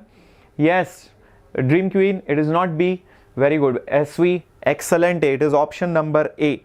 It is option number A. 0.931, approximately 0.93. Just had to subtract these two masses and then multiply by 931 or 930 mega electron volt. You will get the answer. Okay, now this question already I have marked the answer here. Moon takes less time to revolve around the earth as compared to the earth around the sun. Correct. We know this as a fact. Or no, come on, think about it. Moon takes less time to revolve. How much time does the moon take? Moon takes 28 days. Moon takes 28 days around the earth. Whereas, how much does earth take around the sun? 365 days. 365 days. So obviously first statement is correct. Angular velocity of the moon with respect to earth is greater than the angular velocity of the earth with respect to sun. Come on, my dear students. Omega is 2 pi by time period. The one which has less time period will have more omega. Moon has less time period, so omega is more. So even this statement is correct. But is it the correct explanation? Is it the correct explanation? No, it is not the correct explanation. These are just facts. These are just GK. These are just general knowledge things. So answer will be A. Wait a minute. Why will it be A? It should be B, right? It's not the correct explanation. This should be the correct answer. This should be the correct answer. Why will it be A? It should be B. I mean, these are just facts. Why should angular velocity being, more or less explain this? Although it matches over here, but why is it less? Why is it more? That reason comes because of Newton's law of gravity, comes because of centripetal forces, thing. So you'll have to do this. F is equal to gmm by r square, and this will be equal to m omega square r. You will substitute the mass, substitute the distance, then you will find omega. Then you will know that yes, omega is less. Then you will know yes, the time period is more. That is the correct reason. So it comes after deduction from your Newton's law of gravitation and the knowledge of centripetal force. So be little bit careful here. It is little bit questionable again. Somebody will say, sir, if omega is more, obviously time period will be less. So that is also correct. Yeah, you can say that. So it is little bit debatable to say whether it is answering it or not. Okay, we will discuss about it. If this was the exact question, then we will see whether we should challenge it or not. Okay, understood my dear students? Understood my dear students? Otherwise we have to use Newton's laws and all of those things. Only then we can make that claim. Otherwise it was just a fact based question. A fact can't explain another independent fact. I mean, understand that these are not dependent facts, these are independent facts. So that was the problem. Refractive index is given, speed of light is given, intensity is given. Then if it is not reflecting, find the pressure on the surface. Now whenever you want to find the pressure, radiation pressure, this is radiation pressure, then the formula is I by C if it is not reflecting. If it was reflecting, it is 2I by C. But this C will change. This will be speed of light in the medium. Now speed of light in any medium is speed of light in vacuum by mu. So it will be I mu by C. So I is I, mu is 3, speed of light is 3 into 10 to the power 8. So 3 cancels. So I into 10 to the power minus 8. I into 10 to the power minus 8. Is that clear, my dear warriors? I into 10 to the power minus 8 or I divided by 10 to the power 8. So that should be the answer. How many of you got this? Very good, very good. Keep it up. Awesome. Moving on to the next one. Coming up on your screen. Work function is given. Find the threshold frequency. This is such a lallu, easy peasy question. Work function is HF naught. Work function is given to be 6.63 electron volt. So multiply by 1.6, 10 to the power minus 19, and H value is 6.6 into 10 to the power minus 34. So you will get and F naught over here. So F naught will be 6.63 cancels. I'll be just left with 1.6 10 to the power minus 19 whole thing divided by 10 to the power minus 34. Come on, 34 minus 19, just do that. How much are you getting? How much are you getting, my dear warriors? Very good. You are getting it as 10 to the power 15. Awesome. Very good. 1.6 10 to the power 15 hertz. Not B. B option is 16. First option is 15. 10 to the power 15. Yes, it is option number A. Understood? Clear? Can we go ahead? Okay. A bullet loses to 1/3 of its velocity while traveling 4 centimeters inside the block. How much distance will it travel inside? Question is find that D. Standard question again. So what happens is the velocity is V. It loses to 1/3 of its velocity. It loses some speed, becomes V by 3. It has traveled 4 centimeters here. This is 4 centimeters. Question is how much further will it travel? Question is how much further will it travel till it finally stops? This is what has been asked. So for this part of the question, let's use final velocity square is initial velocity square plus 2 into acceleration into the displacement. Right? Everybody with me? Okay. So this will become v square by 9 is equal to v square plus 8a. So therefore, subtracting or taking this on this side, this will become minus 8v square by 9 is equal to 8a. So acceleration will be minus v square by 9. Why is it negative? Because it is retarding. Because it is retarding. Everybody? Okay. Now what will you do for the next part? What will you do for the next part? From here to here, final speed is 0. Initial speed is v by 3. V by 3. So v by 3 square plus 2 into a into d. So substituting the value of a as minus v square by 9, take it on this side. So 2 into v square by 9 into d is v square by 3 square is 9. V square by 9 cancels. So 2d is equal to 1. D is equal to 0.5 meter but I think it is d into 10 to the power minus 3. So it is 5, sorry, this is centimeter, my bad, because this was also centimeter. So this will be 5 into 10 to the power minus 3 meters. This was centimeter converted into meters. That's all. That's all. So what do you get? Answer as option number C. Very good, very good, very good. Excellent, my dear students. Next one. Logic gates question, find the truth table. This is a standard logic gate, guys. This is like XOR gate. This is like XOR gate. If you do the operations also, it will be very easy. I mean, look at this. This is A. This is A bar. This is B. This is negation of B. Here you get A dot B bar. Here you get A bar dot B. Here this is OR. That means it is A dot B bar plus A bar dot B. A bar dot B. This is nothing but like an XOR operation. XOR operation. This is standard truth table. So what happens in this is 0 0 0 1 1 0 1 1 1 1 are A and B values. The Y value will be when both are dissimilar only, you will get 1, I believe, okay, or else you will get the answer as 0. So 0 1 1 0 should be the truth table. All right, how many of you were able to get this? This is a standard problem in many books also. We have done this also in many classes, okay, but anyways, if you know this, this is A, this is B bar, this is A bar, this is B, then this is A bar dot B plus A dot B bar. So that is a standard XOR operation. That means exclusive OR. Only when one is correct exclusively, then it is correct. If both are correct or both are wrong, then it is false. Both are correct, both are wrong, then it is false. You can also do it systematically by taking all possibilities. I've kept that also. First take this 0, see what is the output, then this 0, this 1, this 0, then both 1. Try it out, truth table, then also you will get it. I put the solutions for all of you. Very good, Muhil, got +4. Yes, this is +4 marks for many students. If you want to do it by a proper truth table also, that is okay. I have kept the solution. You can take a screenshot. Anyways, you will be getting the PDF after some time.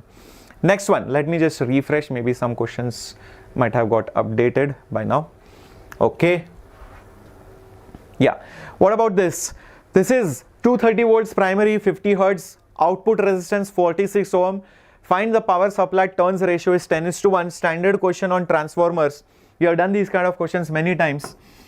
N1 by N2 is V1 by V2. So 10:1 is 230 by output voltage, right? So output voltage will be 230 divided by 10, which is 23 volts. Now the question is on power. So the power supplied, either take input or output, doesn't matter. It is an ideal transformer, let's assume. So P1 will be P2, which is V2 square by resistance, which is nothing but 23 square by 46 ohms.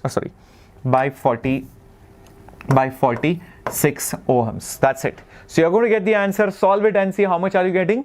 Solve it and see how much are you getting. Close to some 10-11 watts you should get.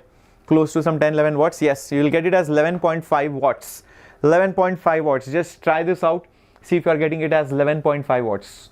Very good. Next one coming up on your screen.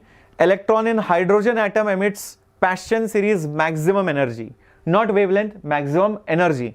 What is the wavelength of the photon which is coming out? So first of all, understand Paschen series. This is 1, this is 2, this is 3, this is 4. Okay, like that till infinity is 1, 2, 3, 4 and so on and so forth. Lyman is for 1, Balmer, Paschen, so that is from 3 and infinity. This is what we are talking about. Paschen series with maximum energy means highest level to the third energy level. So that energy difference is the energy of the photon. The energy difference between infinity and energy difference between the third orbit, right? That is 1240 by the wavelength, and this is 0 minus 13.6 divided by n square. N is basically 3, so 3 square. Minus minus becomes plus, so therefore lambda goes on the top, 1240 multiplied by 3 square, which is 9, divided by 13.6. 13.6. Solve this, you will get the answer. Yep. No, it is not 3 and 4. How many of you made that mistake? 3 to 4 will be maximum energy. Wrong. See guys, from 3 to 4, if you see, it is not maximum energy, it is minimum energy. For maximum energy, 3 to infinity. 3 to infinity. Some people solved it using Rydberg's constant. That is also okay. Even then you would have got the same answer. Don't get scared, sir, I did it via something else. Rydberg's constant. Will the answer be different? No, it will be the same. 826 or close to 820 nanometers. Close to 820, 825. Yeah, very good, Ragul. Very good. Yes, close to option A. Yes. Moving on to the next one. Closed pipe, open pipe, beat frequency 7. Find the speed of the sound. Okay, so let's do this. Beat frequency means difference of the frequency.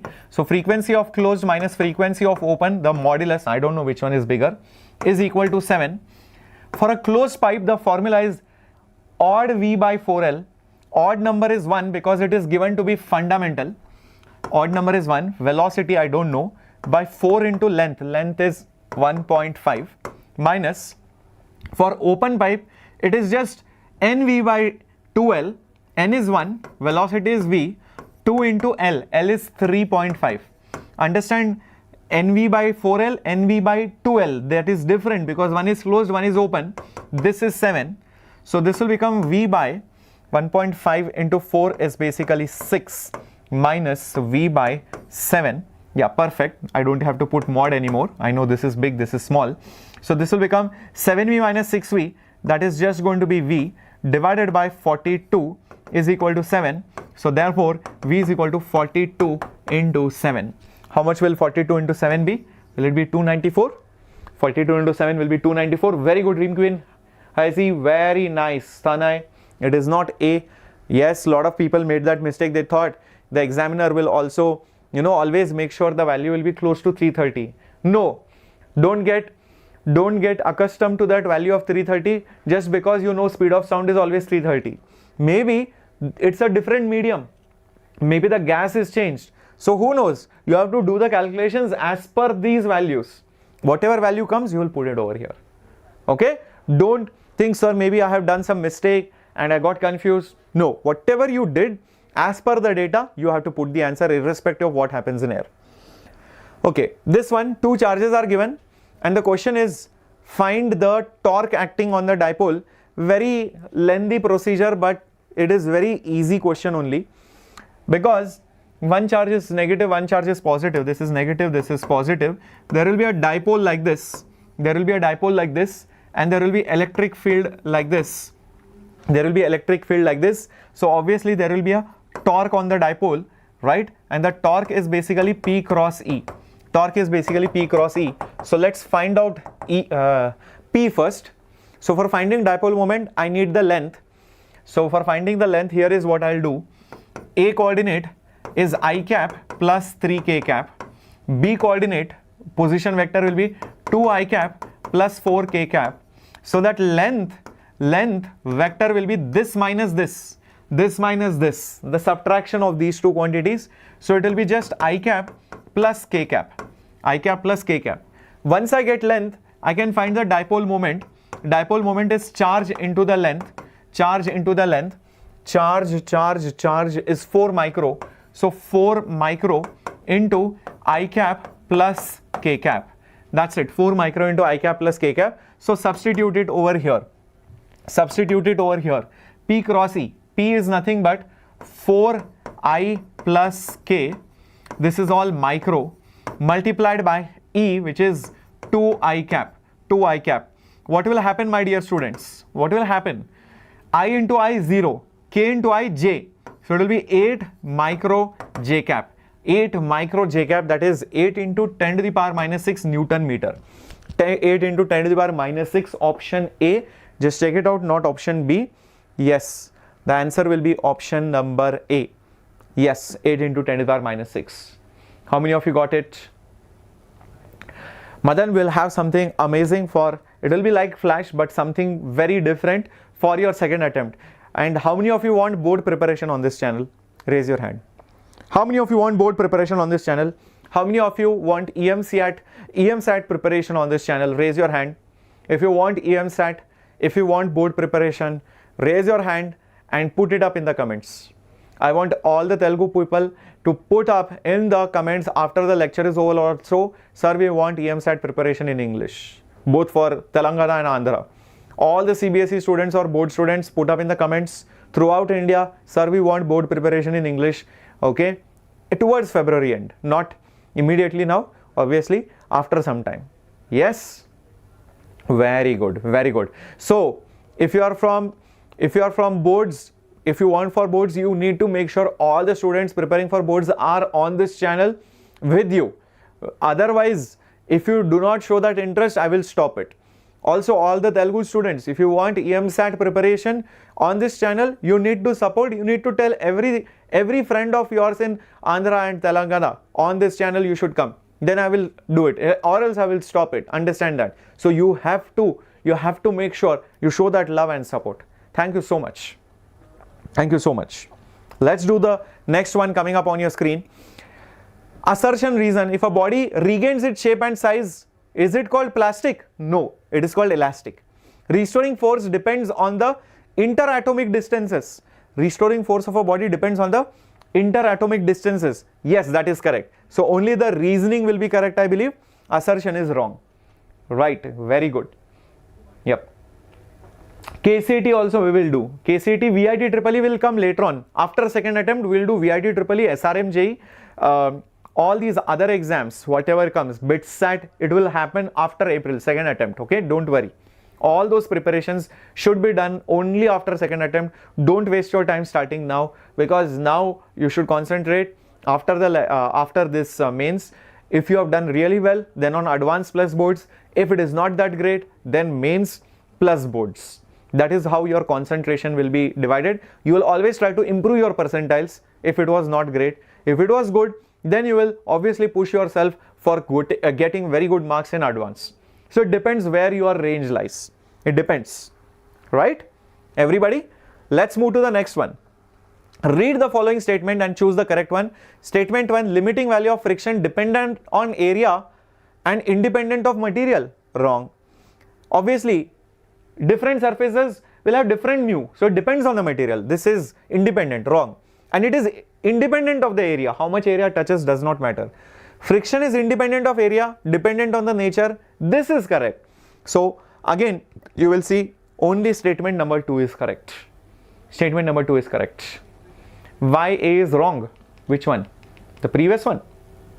Assertion is wrong. If body regains its shape and size when the deforming shape is removed, if it comes back to its same shape and size, then it is a elastic body, not plastic. Plastic means when you deform it and leave it, it will stay there as it is. That is plastic. So that's why assertion is wrong. Okay? I hope that was clear. Okay, adiabatic process follows P proportional to T cube. Find the adiabatic exponent. Come on guys, this is a question which we did in our mock test. We did it in our mock test in the last 1 week. If you had attended this, this was a cakewalk. This was a direct question from our mock test, same value. I didn't even change the numbers, I feel. I didn't even change the numbers. If you would have done it, you should have got it as 1.5. All you had to do is, you know, P is proportional to T cube. P is proportional to T cube. You just had to find PV raised to what, which is basically gamma, is equal to constant. That's all. That's all. If you want, you can also put temperature. Temperature, what is temperature? PV is equal to nRT. So it is nothing but PV by nR. PV by nR whole cube. This is what pressure is proportional to. Shift the things here and there. You are going to see the answer. Shift the things here and there. You are going to see the answer. So basically, take P cube on this side. This will become P raised to minus 2 is proportional to V cube by nR whole cube. So it is P raised to minus 2 proportional to V cube. So from this P square V cube is constant. p square, take it on the other side, it will be constant. So pv raised to 3 by 2 is a constant. That's all. So this is 3 by 2, which is 1.5. That's all. That's all. Very good. Very good. So these were some 20 questions which I had, you know, from our memory based questions. More questions will come. I will definitely come back and give it to you. This paper was slightly a notch higher. I won't say difficult, slightly a notch higher than the morning shift. Okay. So now I think it's time for either Namrata ma'am or maybe Nandini ma'am to join in. So 1 second, I'll just be calling them. Just 1 second. 1 second.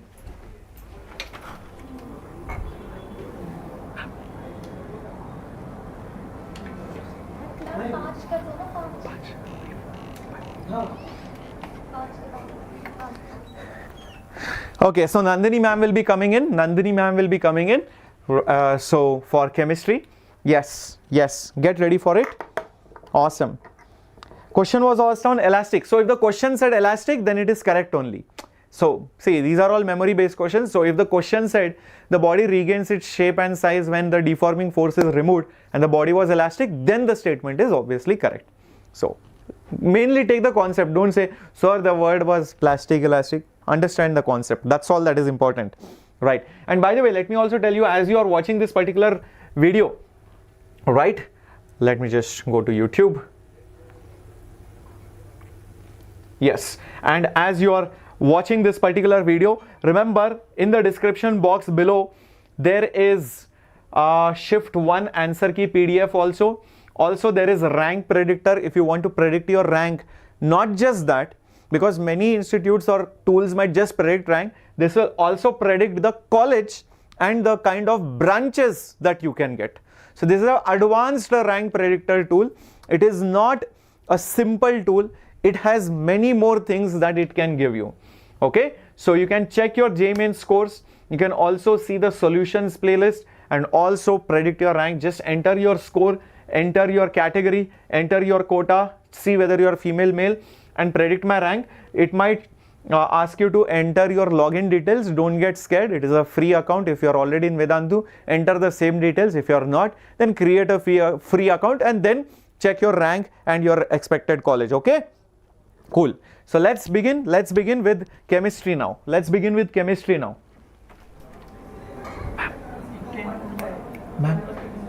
Ma'am.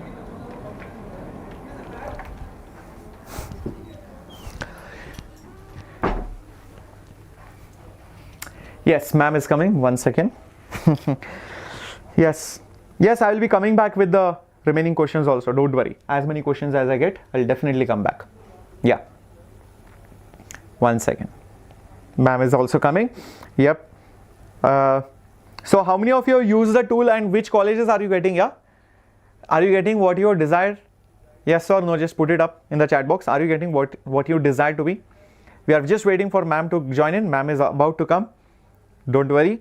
Yes, and then we'll be doing the remaining maths questions also and the chemistry questions also. Yes.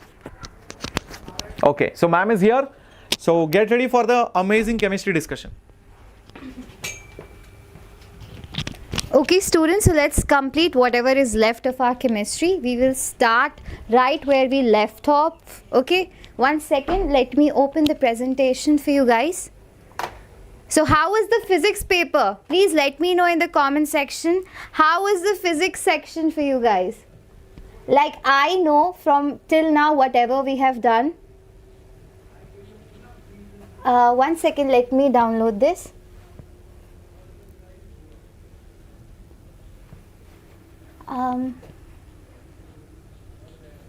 Okay, we have downloaded the presentation.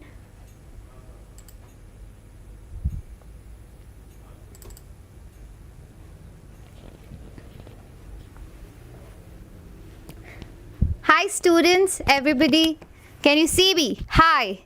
So let's start wherever we left off. I think we left off right here.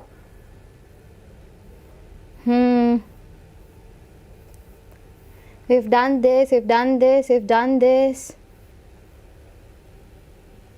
Did we do this question? Yes. This is the question from where we have to start. Okay. So 1 second.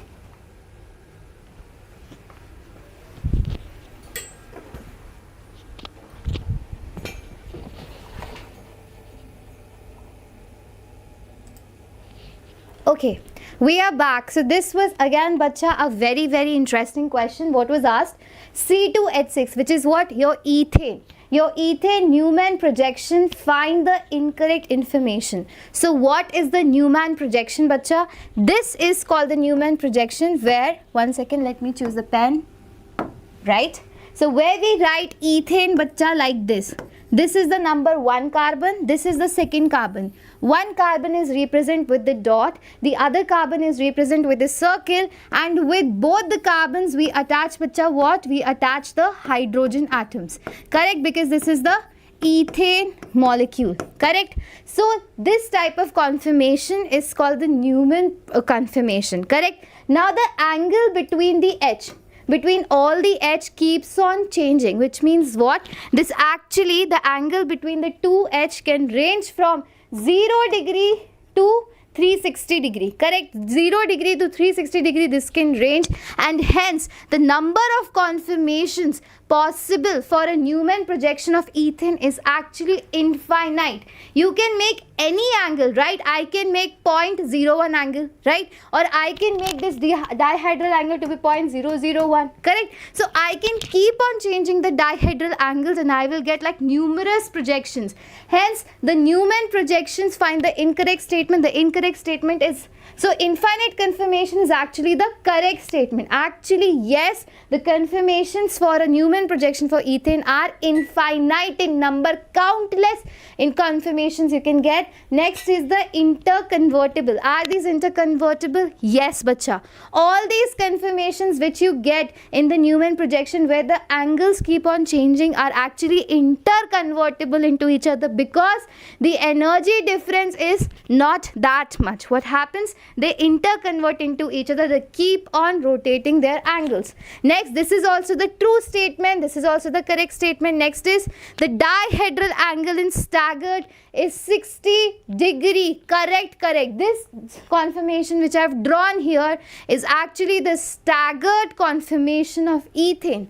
Right? In the staggered conformation of ethane, bacha, the dihedral angle is actually 60 degree, which means the angle between the two hydrogens, two closest hydrogens, is actually 60 degree, and this type of conformation is called staggered conformation. Correct? And bachas, your staggered conformations are actually your stable conformations. Understand this point. And the next asked is eclipsed is more stable. This was the staggered conformation, right? And what is the eclipsed conformation, bacha? I'll draw the eclipsed conformation also. I'll just remove this, right? So staggered conformation is where the hydrogen atoms were far apart. But the eclipsed conformation is how this is the, again, the carbon atom, the number 1, this is the second carbon atom, and now if I draw the hydrogens like this is the first hydrogen, second hydrogen, third hydrogen, and for the second carbon, if I draw the hydrogens right here, right here, right here, which means what? When the hydrogens are right opposite to each other, just like this, right behind each other, this kind of conformation is called eclipsed conformation. Correct? In eclipsed conformation, bacha, what is happening? That the dihedral angle between them is so less, which means what? There is so much repulsion going on. Steric hindrance will be more, repulsion will be more, hence this will be unstable conformation. So eclipsed conformation, bacha, are always unstable conformation because the angle between them is not much and hence it will cause so much of repulsion. Therefore, eclipsed is more stable is actually the wrong statement, and it has asked you about the incorrect statement. So the incorrect is actually eclipsed is more stable. Okay? Now let's move on to the next question. The next question is, okay, Which structure of protein is intact after coagulation of egg white on boiling? Which structure is intact? So, bacha, when you are boiling the egg, what happens? Its tertiary structure, its quaternary structure, its secondary structure is broken, which means all the bondings are broken, your hydrogen bondings and whatever bondings are present in that, all those bonding is broken except your primary structure, right? Primary structure always remains intact. Whenever you're boiling the egg, you're doing what? You're changing its chemical properties. You're denaturing. This is also called denaturation of the egg, right? So therefore, the primary structure remains intact after denaturation of the egg. So hence the answer is A. Correct? Now let's move on to the next question. Next question is the easiest question of the lot. The question is the molecular formula of second homologue in the homologous series of monocarboxylic acid is. I mean, look at this question. This question is like a 10th class question, right? So monocarboxylic series means what? One carboxylic acid is present where, right? Where one COH group is present. What will be the second homologue in that? Obviously, the second homologue in the monocarboxylic series will be obviously CH3COH, which is the two carbon homologue, right? So the second homologue will be CH3COH. Easiest question of the lot. Next, the technique used for the purification of steam volatile water immiscible substance is. The technique used for the purification of steam volatile, something which if I boil and it becomes a steam, which means what? It is a volatile substance and it is water immiscible. Are you understanding it? It is not miscible in water and even I can boil it. Hence, the technique used for purification of such substances is obviously steam distillation, which means what? I can actually convert it into steam because it is not water soluble, right? So I can actually separate it by steam distillation. Next question.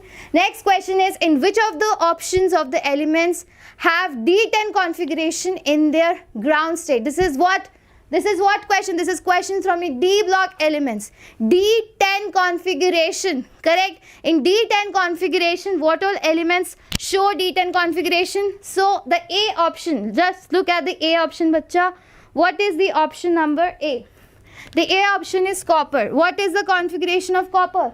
Copper is 3D10-4S1. Correct? This is the configuration of copper. So copper has D10 configuration, correct. What is the configuration of zinc? Zinc is 3D10-4S2. Again, D10 configuration. This is also correct. Then cadmium.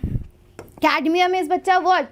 Cadmium is again zinc, cadmium, mercury. Cadmium is 4D10-4S5S2. Correct? So this is your cadmium. And next comes your Ag. Ag is again what? Ag is again your D10 configuration. Correct? So all these are, bacha, your D10 configuration. So option A seems to be correct. So what do you have to learn here, bacha? Here you have to learn all the configurations of either it is D block or F block. Every configuration is very, very important.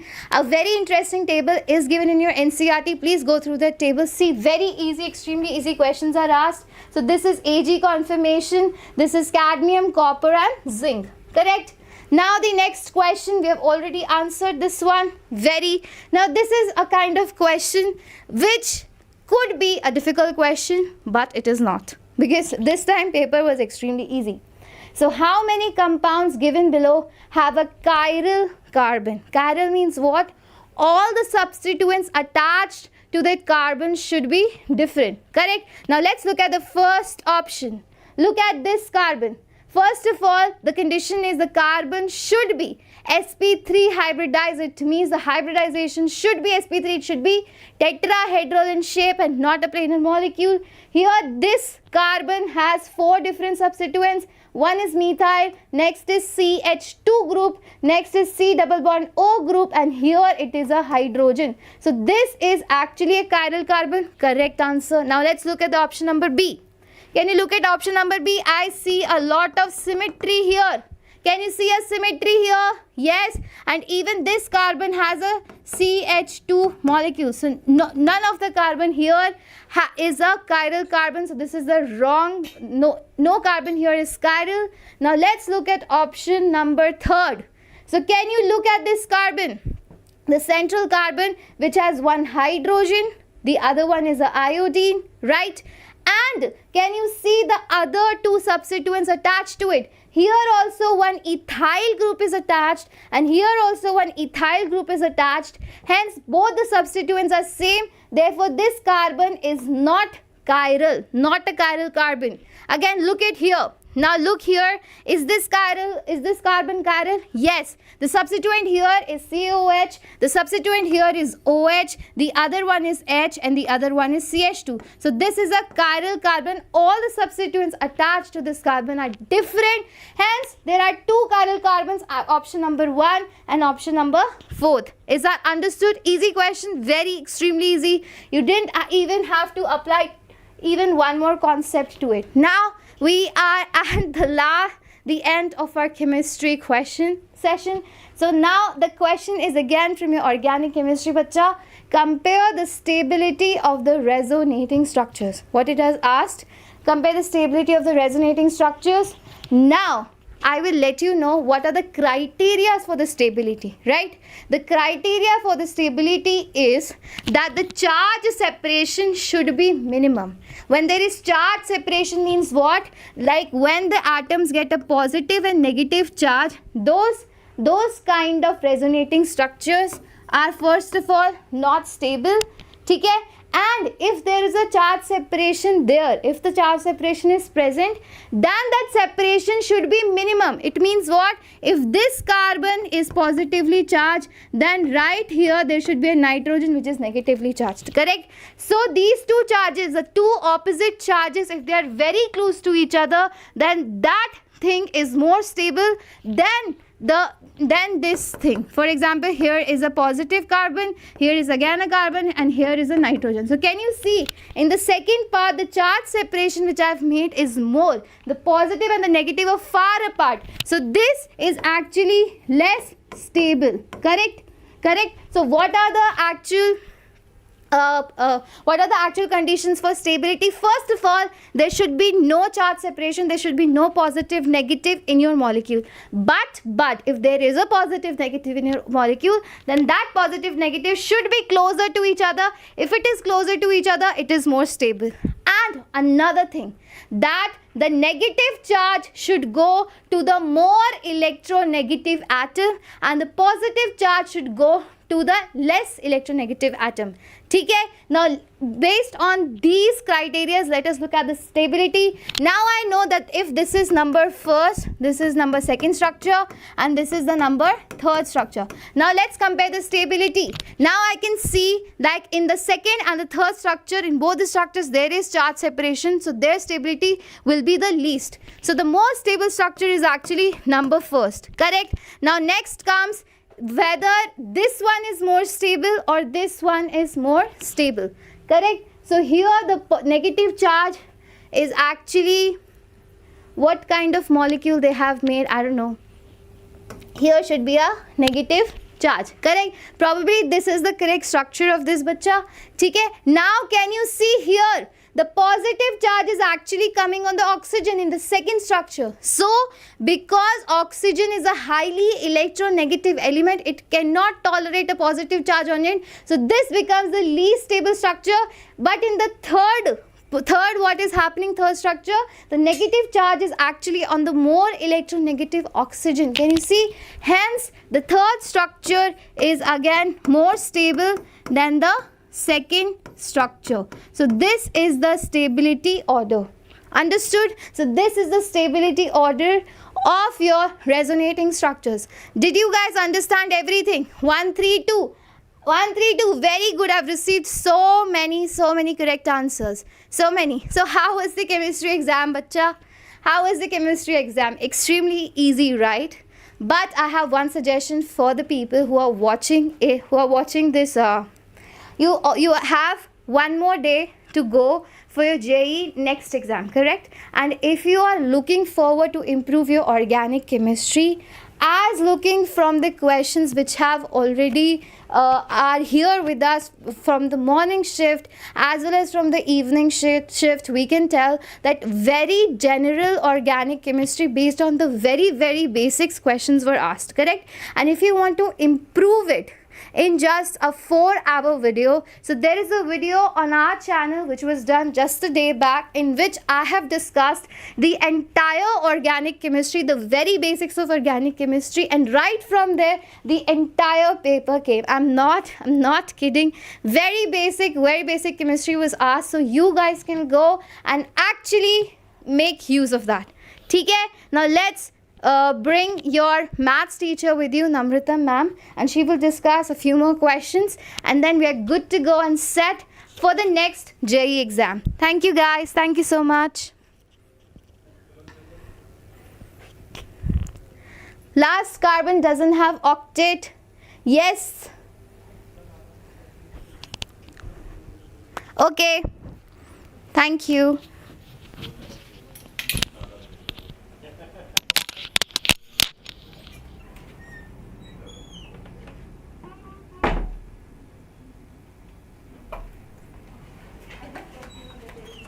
All right. Where is my?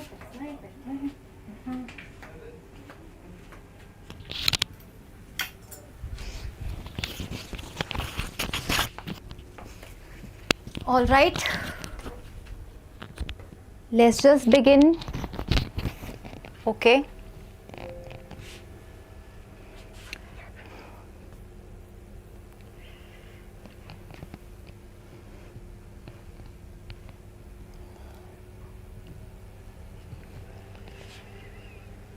Okay. Do we have any blank slides in this? Okay. Yes. Insert. Copy.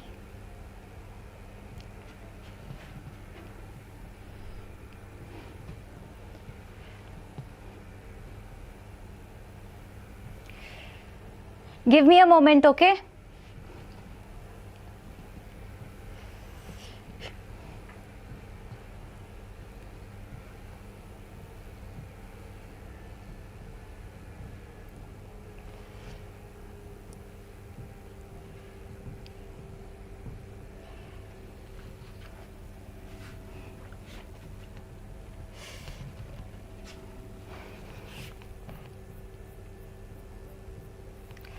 Okay, slideshow from current slide.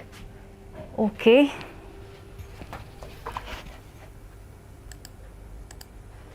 all right, we'll begin with our next question from so we have a question from definite integration properties, right? And the question says if your f of x is equals to 0 to x, very good question from definite integration, g of t log of 1 minus t upon 1 plus t. This is inside the logarithm, okay? 0 to x and dt, where it is given that your gx is an odd function, odd continuous function, and we need to figure out what? So minus pi by 2 to pi by 2 f of x plus x square cos x upon 1 plus e की power x. dx is given as pi square upon a square minus alpha. Here we need to figure out the value of alpha. This is question mark. Value of alpha is what we need to figure out. Okay. All right. Yes.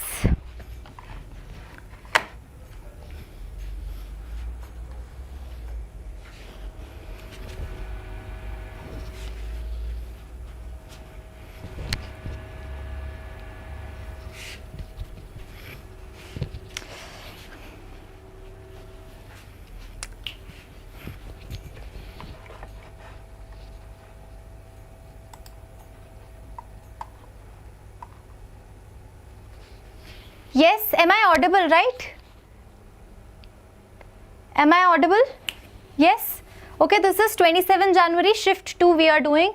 Now, the moment I see this fx, now, the moment I see fx, I need to know the nature of fx. From here, I need to know the nature of fx. For that, I need to apply Leibniz theorem, which I have already taught you, by the way. So, your f dash x, differentiated both the sides, f dash x is nothing but your g of x log of 1 minus x upon 1 plus x, right? This is your f dash x.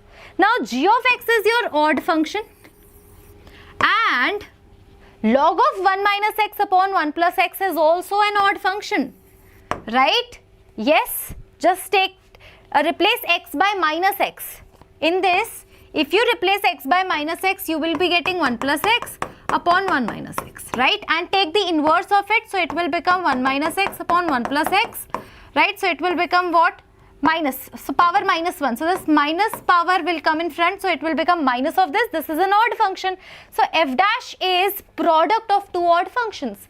Product of two odd functions, that means the moment you switch x, you actually replace x with minus x now. So this will also give negative sign, this will also give negative sign, overall it will give you positive sign. So odd multiply odd will give you an even function. That means your f dash x is an even function. What does it tell you about your fx? Who is going to tell me? If f dash x is even, now your fx is nothing but an odd function, right? So this is a beautiful thing over here.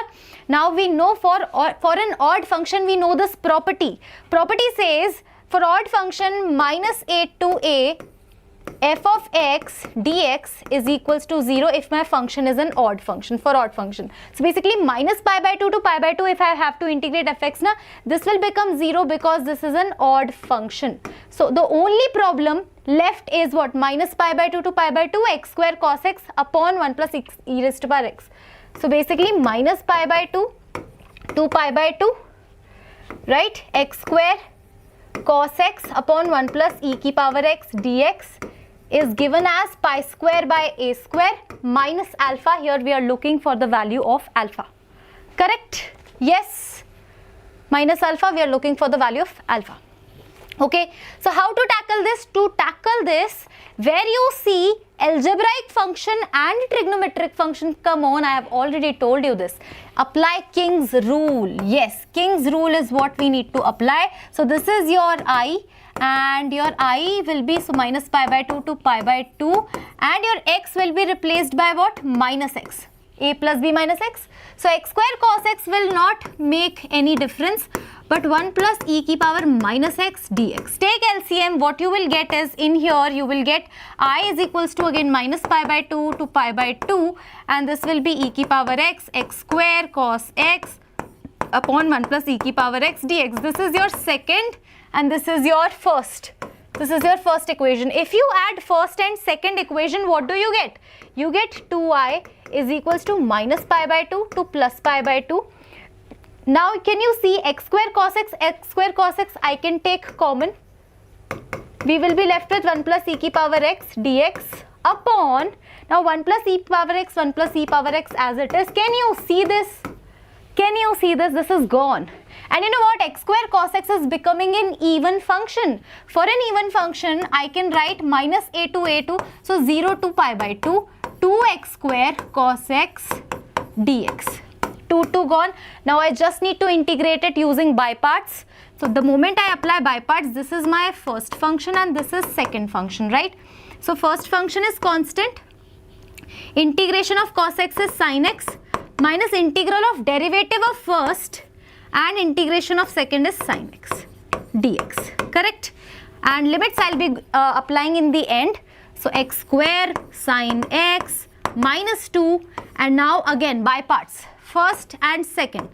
First function constant, integration of this is minus cos x minus integration of first ka derivative is 1, second ka integration is again minus cos x, okay, dx. So I is equals to x square sin x. Can you see minus minus plus 2x cos x? And can you see minus minus plus, plus minus minus, and integration of cos x will give you what? Integration of cos x will give you sin x. So basically minus, minus, minus. 3 minus will give you minus 2 sin x. Right? Now what you need to do is you need to apply 0 to pi by 2. Cos ka integration sin. Right? So pi by 2, the moment you put pi by 2 over here, pi square by 4. Right? Pi by 2, this will be gone. Pi by 2, so this will become what? So 2 sin pi by 2, so this will be minus pi by 2. The moment you put 0, this will be 0, this will be 0, this will be 0. So this is pi square minus 2. Minus, minus, plus, plus, minus, minus, minus sin 2x. Cos x ka integration is sin x. Clear? Yes, pi square by 4 minus 2. So a and alpha value is clear to you. Right? Perfect. Let's move on to the next problem. Okay, so next problem is from quadratic equation. Yes, so the question says that we have a quadratic equation x square minus x minus 1 is equals to 0, which has two roots alpha and beta, and Sn is given to you, which is 2024 raised to power alpha n plus 2024 raised to power 2024 beta raised to power n, and we are looking for the value of S3 in this question. Very nice question, very nice question. Okay, so the moment I see alpha and beta are the roots now, so what I can do is alpha square will be equal to alpha plus 1, and similarly beta square would be equal to beta plus 1. So we are looking for S3 now. So S3 will be what? 2024, so we can take common. Clearly, this would be alpha cube plus beta cube is what we are looking for. So 2024, now alpha cube can be written as alpha square alpha. This is beta square beta. So 2024 alpha square alpha. Alpha square is equal to alpha plus 1, and alpha beta square will be beta plus 1 beta. Right? So 2024 alpha square plus beta square plus alpha plus beta is what we are getting. And again 2024 alpha square is what? Again alpha plus 1. So this is alpha plus 1 plus beta plus 1 plus alpha plus beta. So can you see this? 2 alpha plus beta plus 2 is what we are getting multiplied by 2024. Can you please tell me the answer? The value of sum of roots. Sum of roots is what? Can you see this? 1. The moment you put 1 over here, it will become 2. So 2024 into 2 plus 2, 4 is 4 4s are 16. 4 2s are 8, 9. So 8096 is the correct answer. Easy question? Yes. Do you think it is an easy question? Yes, yes, yes, in the chat box.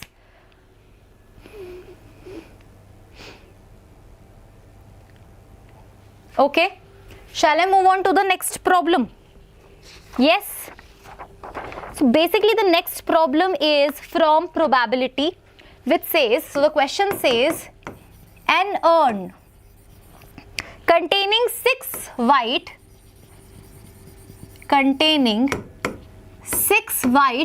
and 9 black balls. Okay. 2 successive draws of 4 balls, 2 successive draws of 4 balls. 4 balls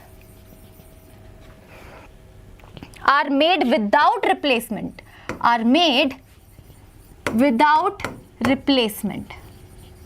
Okay, and we need to figure out the probability where first draw gives all white and second draw will give all black.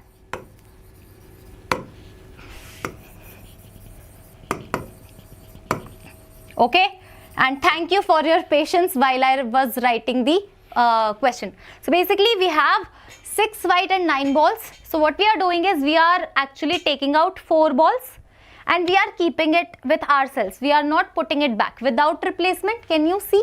Right? And then after, so we have 15 balls in total. So now 4 balls are with me. Now we are having only 11 balls. Out of 11 balls, again we are drawing 4 balls. That's the scenario. We need to figure out probability that first draw gives all white balls. So basically in first ball, so I need out of 6 white balls, I need 4 white balls, and total probability is 15C4. And multiplication will be there because 2 successive draws. That means I need to take out 4 balls and I need to take another 4 balls. There is no or in between, and means multiplication. So now 11 balls are left. So total probability is 11C4 and I need all black balls. So 9 black balls are still there. So out of 9, so 9C4 will be there. If you solve it now, what will you get? You are telling me the answer. Yes, 3 upon 715. Okay. Please forgive me if I have done the incorrect calculation, but this thing is absolutely correct. Please make sure that you do the correct calculation. This is what I receive. Okay. All right. Let's move on to the next problem. Okay. So next problem is from very easy question from circles. So question says that line x plus y is equals to 0 is tangent to a circle. Okay, now you will be telling me, ma'am, tangent. Okay, tangent to a circle, x minus lambda square plus y minus beta ka whole square is equals to 50, right? And here we are looking for lambda plus beta ka whole square value. Very easy question. The moment I see this circle has center lambda comma beta, and you know what, the radius of this circle you can clearly see is root 50, and this x plus y is equals to 0 is tangent. So the condition is perpendicular distance from center to this line will be equal to radius of the circle. So perpendicular distance from point and line is, so lambda plus beta by root 2 ka mod will be equal to radius of circle is root 50. The moment you square both the sides, can you see this? Very easy question. This is 100. So 100 is absolutely right, my dear students. Right? Okay.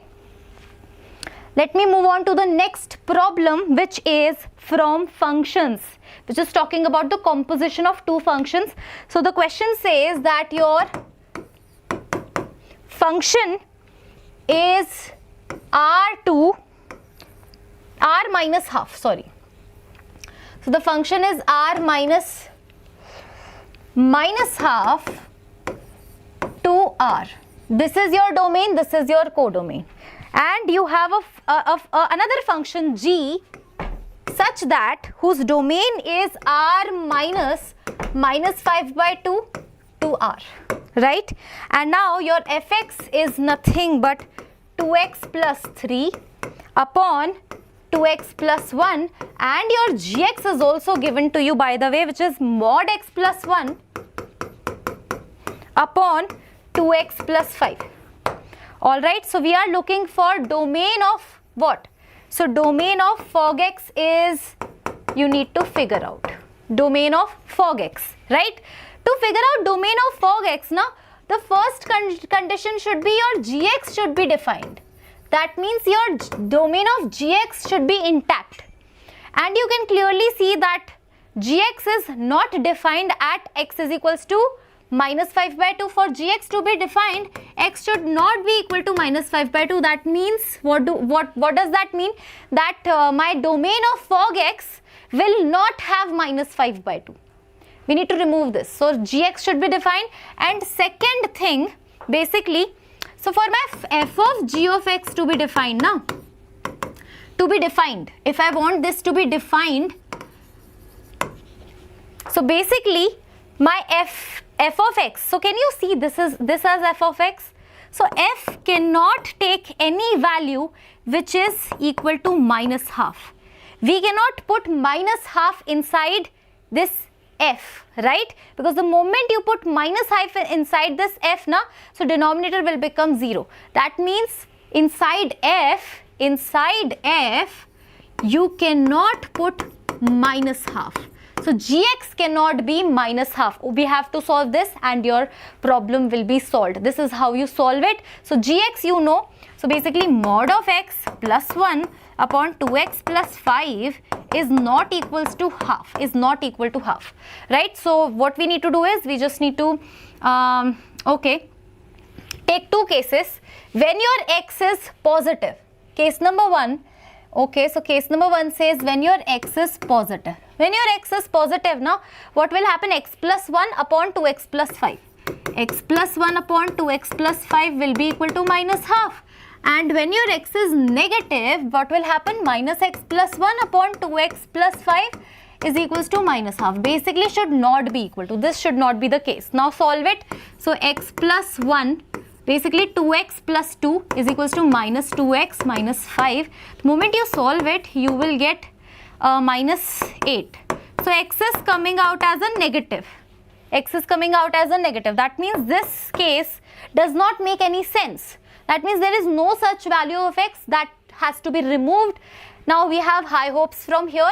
Minus x plus 1 multiply 2 is equals to minus 2x minus 5. So this will become minus 2x plus 2 is equals to minus 2x minus 5. Can you see that? Again, from here also I am not able to get any value of x. So basically this whole case is rejected. So basically if I have to write domain of fog x, I just have to remove. So domain of fog x is all real except this particular value minus 5 by 2. Right? Because from here there is no value of x is coming which we have to reject. Okay? So this is your domain of f of g of x. I hope this question is clear to you. Let me just move on to my next problem. Alright, so next problem is again from straight lines, and the question says that let R be the region, let R be the region between lines containing origin, between lines. So we have been given 3 lines and these 2 lines containing origin. This is the question. Containing origin. Okay. We need to figure out the set of values of A for which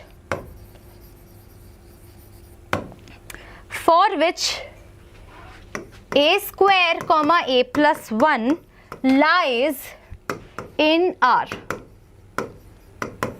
So basically the question is saying that we have 2 lines, okay, and we have to figure out a region R which contains origin related to these 2 lines. So we need to plot a graph, and the graph is saying y is equals to 3x plus 1, y intercept is given as 1, right? And the moment you put y is equal, y is 0, so x is gonna be minus 1 by 3. So basically this will be the line. What about this? X minus 2y is equals to 5. The moment you put y 0, you get x is equals to 5. And the moment you put x 0, no, you get y is equals to minus 5 by 2, isn't it? The moment you put x 0, x plus 2y hai. The moment you put y x 0, you will get 5 by 2. So it is slightly above this line. So this is the region. Now you can clearly see the region containing the origin. If I may shade, it is like this. Okay? Clear? Yes? So we need to actually talk about this region. You know what? I will tell you one very important thing. The moment you put, so my a, basically what I want is my a square comma a plus 1 lie inside this region. A square comma a plus 1 should lie inside the region, right? This region which is containing the origin. Now can you see my line number 1? My line number 1 is giving me positive sign if I put origin into it, right? If I put origin into it, na, my line number 1 is giving me positive sign. What does that mean? That my a square comma a plus 1 will also give me positive sign. So 3a square minus a plus 1, this is plus 1 is equals to 0. 1 and 1 gone cancel. So a 3a minus 1 is equals to 0. So basically 0 and 1 by 3. And this will give me positive sign, by the way. So positive, negative, positive. So basically my answer would be less than 0 but greater than 1 by 3. Right? What is my line number 2? So basically the moment I put origin in this line, I'll be getting a negative sign. So that means a square comma a plus 1 will also give me negative sign. So a square plus 2a plus 2 minus 5 will give me negative sign. So this is becoming a square plus 2a minus 3 less than 0. It is a plus 3 and a minus 1 less than 0. So we have minus 3, 1. So the value of a lies between minus 3 to 1, and in here value of a lies between 0 to 1 by 3. The moment I take intersection, my a belongs to, so basically minus 3 to 0, union 1 by 3 to 1. This is my range of a. Okay, nice question, easy question. Yes, yes, yes. Please let me know in the comment section if this question is clear to you.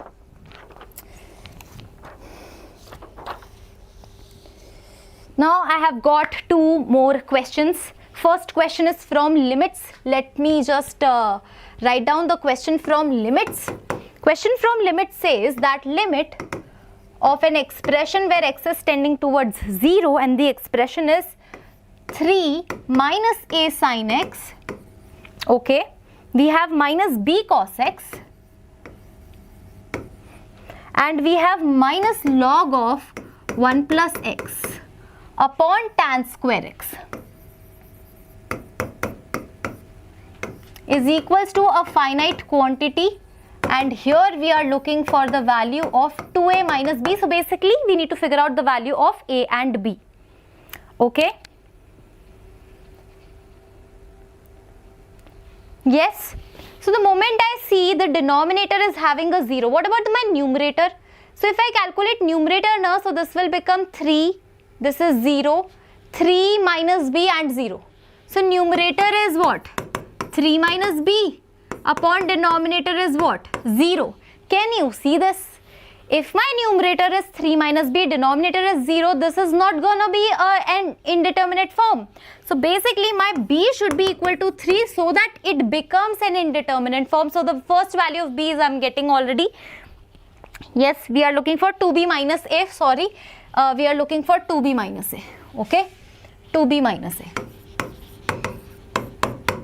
So the value of b is here. Now what about value of a? For that what you can do is you can apply by basically expansion. So 3 minus a sin x. I have taught you how to remember this. Sin x is an odd function. So it will become x by factorial 1 minus x cube by factorial 3 and so on. Minus b is what? 3. So even function 1 minus x square by 2 factorial and log of x, so minus x square by 2 and so on, whole upon tan square x. So basically this tan square x will need x square, so that tan square by x square will be 1 upon x square. So upon I only have x square. Right? This is 3, this is minus 3. Can you see 3 and 3 are gone? Now what about the coefficient of x? Minus a minus 1. So minus a minus 1 times x, and there are some coefficient of x square, capital A x square by x square and by x square and so on. This is what we are getting. X square gone, so this is becoming finite. What about this? This will become 1 by x. 1 by 0, that means this will become infinity. What I need to do is minus a minus 1 should be equal to 0 for my limit to become finite, because it is given in the question. So a is coming out as what? Minus 1. So basically 2 into 3, okay, minus 1. So 6 plus 1, 7 is the correct answer of this question. Yes, correct.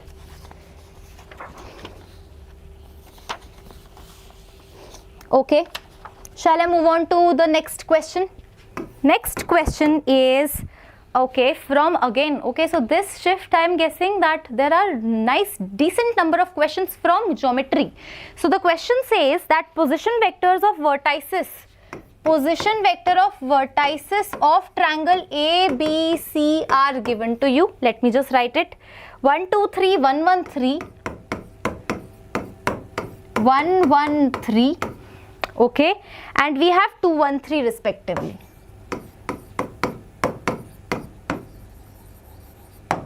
Okay. Right. L is the length of angle B. Okay. So basically L is given as length of angle bisector. Length of angle bisector of angle BAC. We are here to figure out length of square of angle bisector. Let me just draw this. So this is 1, 2, 3. What about this B? 1, 1, 3. C is 2, 1, 3. Right? BAC. That means I am looking for angle bisector of this particular angle. Right? Now listen to me carefully. So basically the moment I know this na AB, can you tell me the length of AB? I can clearly see 1 minus 1, 0. 3 minus 3, 0. So this length AB is 1. What about length AC? So length AC is 1 and then 1 and then 0. So root 2. So basically for angle bisector, what happens is the ratio BD is to DC is nothing but basically BD is to DC. BD is to DC is nothing but AB upon AC. Yes. So AB upon AC. So BD is to DC is 1 by root 2. So from this ratio, what you can do is you can easily calculate the coordinates of D. Isn't it? You can easily calculate the coordinates of D. The moment you get the coordinates of D now, what will you get? What can you do? So you can calculate distance between AD. So you are looking for AD square and you will easily get. Okay? Yes? You will be able to solve this. Alright. So this was the question. Okay, let me move on to my next problem. Okay, so next problem is from inverse trigonometric function, quite easy problem, which says tan inverse x plus tan inverse 2x is equal to pi by 4. For x greater than 0, it is already given. This is the question, very easy question. The moment you see na x is greater than 0, tan inverse a plus tan inverse b is nothing but tan inverse a plus b upon 1 minus a into b. And this is nothing but pi by 4. So tan pi by 4 will be 1 and this is 3x upon 1 minus 2x square. Cross multiplication, 1 minus 2x square is equals to 3x. Let's shift everything towards the right hand side. 2x square plus 3x minus 1 is equals to 0. And you know what? So this is the quadratic equation. Can you see that the alpha beta product of roots is minus 1 by 2? That means one root is positive, another root is negative. We are looking for only positive values. So just take only positive value. 3 minus 3 plus square root of b square plus 4 2s are 8 upon 2 2s are 4 is your only root alpha. 8 8 16 17 17 का root minus 3 by 4. Am I doing it correct?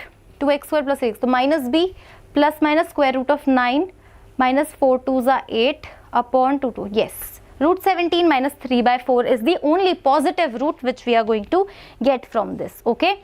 Now another question is from differential equation. Again, quite easy problem. Right, variable separable, directly they have given problem from variable separable, which is x square minus 4 dy is equals to y square minus 3y dx. Can you see this? Now y terms on the left hand side, x terms on the right hand side, so dy upon y minus 3 is equals to dx upon x square minus 2 square, integral. Okay. Correct. Now what we can do is this can be done by partial fraction.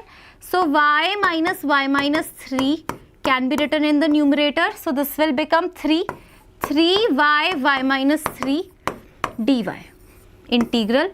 And this is what? A square minus b square. So 1 by 2 2s are 4 log of mod of, we can clearly write Okay, x minus 2 upon x plus 2 plus constant. Okay, now this integration is still pending.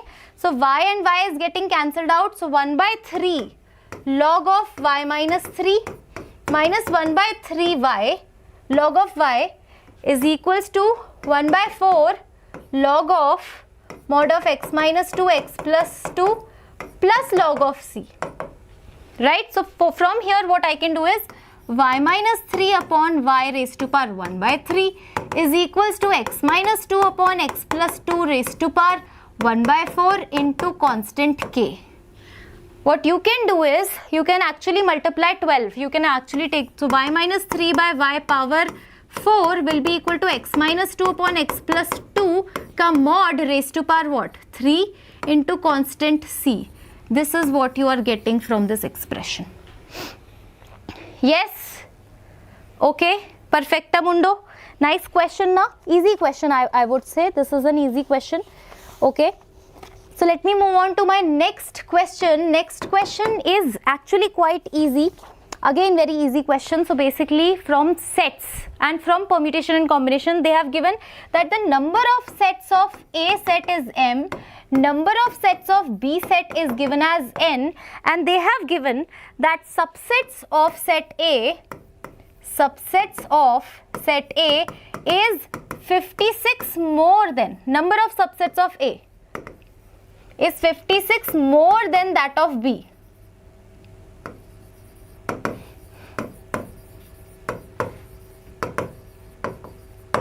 Right? Now P is given as a point M comma N and Q is given as a point minus 2 comma minus 3. We are looking for distance between PQ. Basically, we need to figure out the value of M and N. The moment we see na, number of subsets of A, number of sets of, basically cardinality of A is M. Number of elements in set A is given as M. Number of elements in set A is given as N. Number of subsets of any set is nothing but 2 raised to power cardinality is equals to 56 more. Number of subsets of B is 2 raised to power N. So we are given with 2 raised to power M minus 2 raised to power N is equals to 56. We need to figure out the value of M and N by hit and trial. Okay. So can you clearly see that 56 is here. So we need to figure out the value of M, which is, so 2 raised to power 5 is 32. It won't make any sense. 2 raised to power 6. So M can be equal to 6 or 7 or more. The moment I see 2 raised to power 6, this will become 64.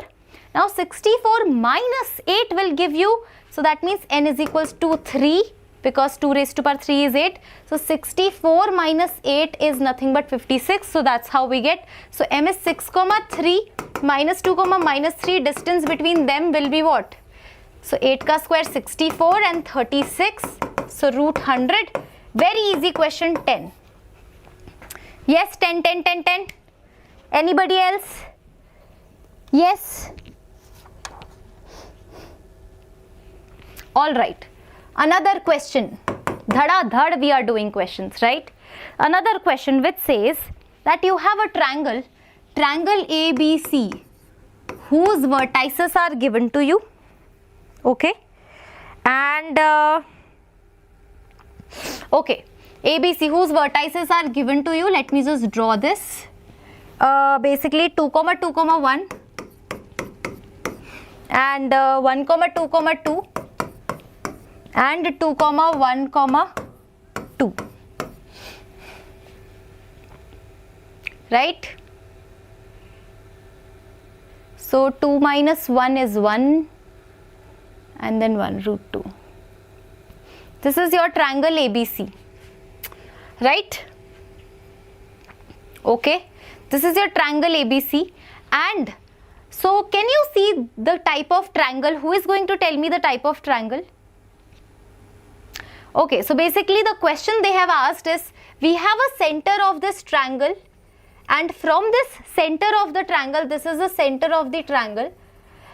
From the center of the triangle C, we have dropped perpendiculars. So this is I1, this is I2 and this is I3.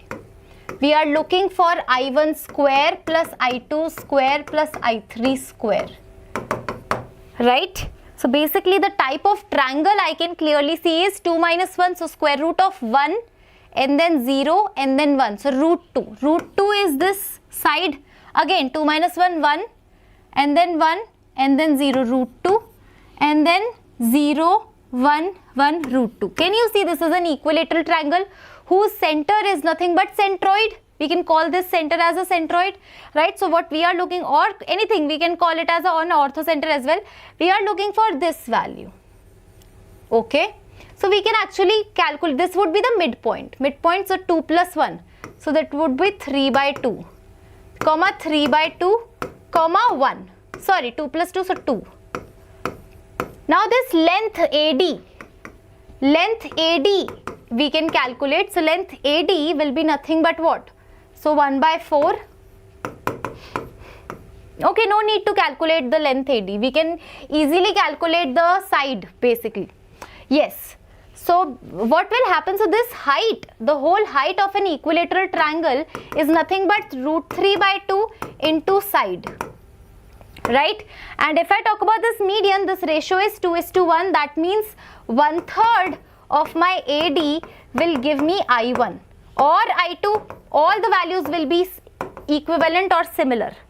Okay, let me just explain you again. So in equilateral triangle, basically centroid, orthocenter, and all the centers, basically in center, all the centers will coincide. Okay, so let me find out the centroid only.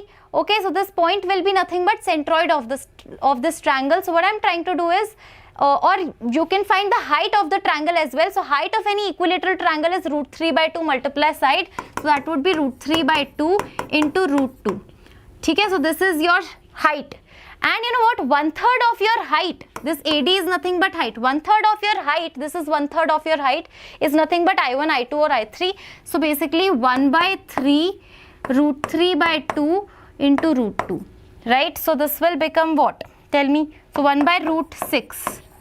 So I1 is 1 by root 6, I2 is 1 by root 6, I3 is 1 by root 6. So basically 1 by 6 plus 1 by 6 plus 1 by 6 is 3 by 6. 1 by 2 is your correct answer. Okay? So basically you need to figure out that this triangle is an equilateral triangle and you're looking for this particular portion which is 1/3 of the height of the equilateral triangle. Okay? Next question. Okay? So next question is, okay, this is done. Shall I give you the next question? Okay, so only 2 to 3 questions are remaining. Let me give you the question from area. So the question says, if area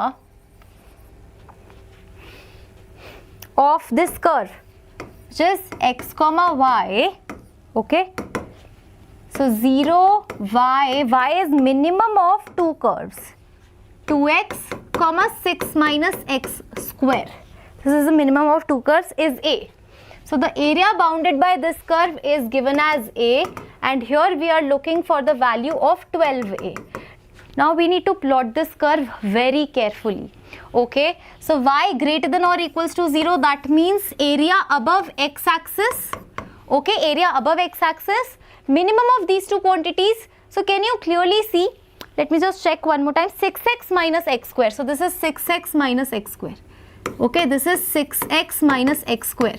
So one root of this will be 0, another root will be 6. It would be a downward facing parabola.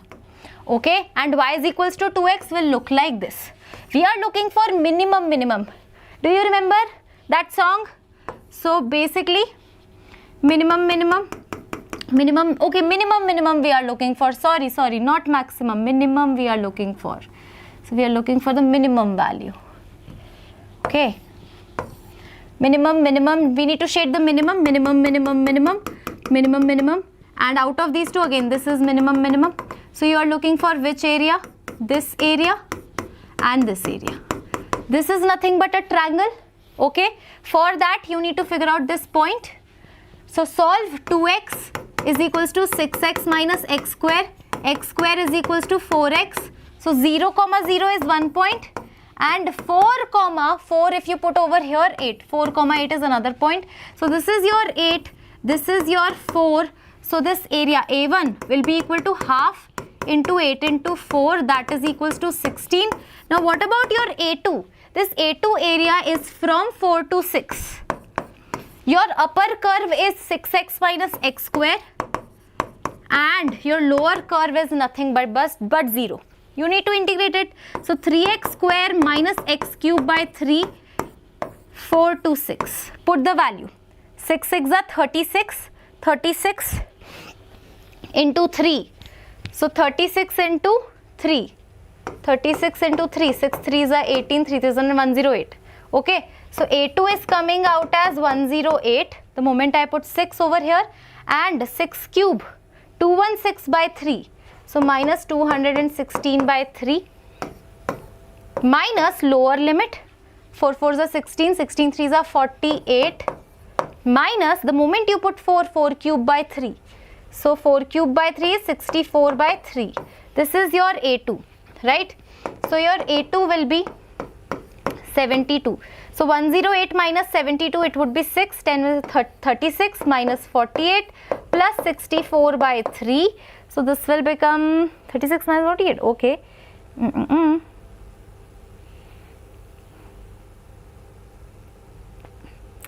minus, okay. So this, now you need to calculate what the value of 12A. So basically your area is coming out as 16, A1 plus A2, right? So 8 or 4, 12 minus 12 plus 16, 4 plus 64 by 3. The moment you add these two values, no, your area will be 4 plus 64 by 3. You are looking for 12A. So 48 plus 4 into 64. So it will be 12A will be equal to, I have calculated it, 304. Yes, 304. Absolutely, the values are absolutely right. The calculation is absolutely correct. Yes, perfect. Okay, so A2 is this, A1 is this. Okay, A1 is this 16, 16 plus this will give you area as this. The moment you multiply 12, you get 304 as your correct answer. All right, okay. So we have last question from chemistry. Okay, let's just skip this. Yes, last question. Okay, this is the slide. Last question, last question, last question. So last question is from matrix. And you know what, I'm going to give you a shortcut to this particular matrix. So question says that your A is nothing but 2 cross 2 matrix which satisfies the equation determinant of A minus xi is equals to 0. Okay, and a two roots having roots satisfies, you can write it as satisfies minus 3 comma 1. And you are looking for what? You are looking for trace of A square. Okay. So the moment you see A is a 2 cross 2 matrix, you can clearly take this A as A, B, C, D. And the moment you see this, this is nothing but a Cayley-Hamilton equation which satisfies this. What does that mean? That simply means that we have a shortcut which says that, okay, that if you form an equation related to this 2 cross 2 matrix, na, that equation will be A square minus trace of A plus determinant AI is equals to 0, or what you can do is x square minus trace of A plus determinant A is equals to 0. So this equation this is the equation which is equivalent to this, by the way. So these two equations are same. You can without, so this is the shortcut, right? You can simplify it as well. You can apply the proper method as well. So once you open it, na, you will get this only. Okay, so this is what? Minus 3 comma 1. Trace of A. Who is going to tell me about the trace of A? So x square minus trace of A is A plus D. Plus determinant of A is AD minus BC is equals to 0 is going to satisfy this. What does that mean? That A plus D is sum of roots. So sum of roots is what? Minus 2. And AD minus BC is product, so minus 3. Okay, this is what is given to us. What we are looking for is trace of A square. For that, let us calculate A square. Very easy. It's very easy to calculate a square. So this multiply this. So a square plus bc will be here. You know what is trace? Sum of diagonal elements. Right? This multiply this and this multiply this. So cb plus d square. cb plus d square. So you are looking for trace of a square. So trace of a square, who is going to tell me? A square plus d square plus we have bc plus cb. bc plus cd, right? So c into b and d square. bc plus cb. And this is a square plus bc. abcd, abcd. एक second. A square plus bc, cb plus d square.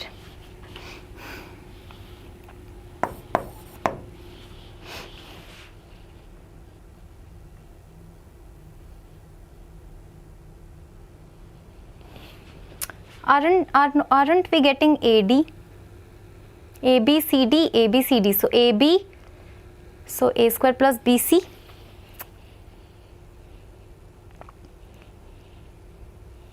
Yes, so BC and BC only, right? 2 BC. Sorry. So this is BC only, yes. Yes, BC plus BC. So we are looking for A plus D whole square minus 2AD plus 2BC. That's what we are looking for. Now A plus D, you know, this is 4, and you know what? Minus of, so minus if you take common from here, na, it will become what? So this is nothing but minus if you take common, it will be AD minus BC, which is given.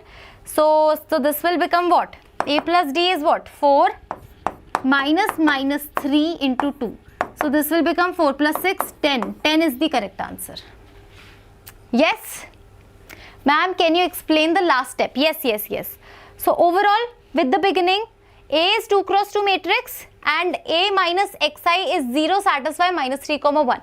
The moment you try this, create a matrix A minus xi and take determinant of it. If you do that, you will exactly get this. Yes, you will exactly get this, or you will exactly get this directly. But I have a shortcut for you. You don't need to open it. You don't need to do that. Just write x square. This is x square minus trace of A multiply x plus determinant A. Trace of A is what? A plus D. Determinant A is AD minus BC. Right? And this satisfies minus 3, 1. So minus 3, 1, product of roots, sum of roots. So A plus D is what? Minus 3 plus 1, that is minus 2. Product of roots is what? Minus 3 into 1. Right? So let it keep it over here. Now what you are looking for is trace of A square. For that you need to calculate A square. What is trace? Sum of diagonal elements of A square. So the moment I multiply AB and AC, so A square plus BC will be the first element. What would be the last element? CB plus D square. Now add these two, A square plus D square plus 2BC. A square plus D square plus 2BC. Right? Now A square plus D square can be written down as A plus D whole square minus 2AD, and this 2BC was already there. Now you know the values. You have to plug in the values only. That's all. A plus D, you know. AD minus BC, though, that means BC minus AD will be equal to what? 3. So this is BC minus AD only with the sign. So 3 2s are 6. 4 plus 6, 10. Got it? Okay, so this was the last question from my side, and I'll be taking your leave, and we'll be meeting on Monday, where we'll be discussing so 29th January shift 1 and shift 2 both, right? So stay tuned for the same, and along with that, you all know that JEE Main 2024 27th January shift 1 answer key PDF is given in the description box. Okay, all right, this is me Namrata signing off.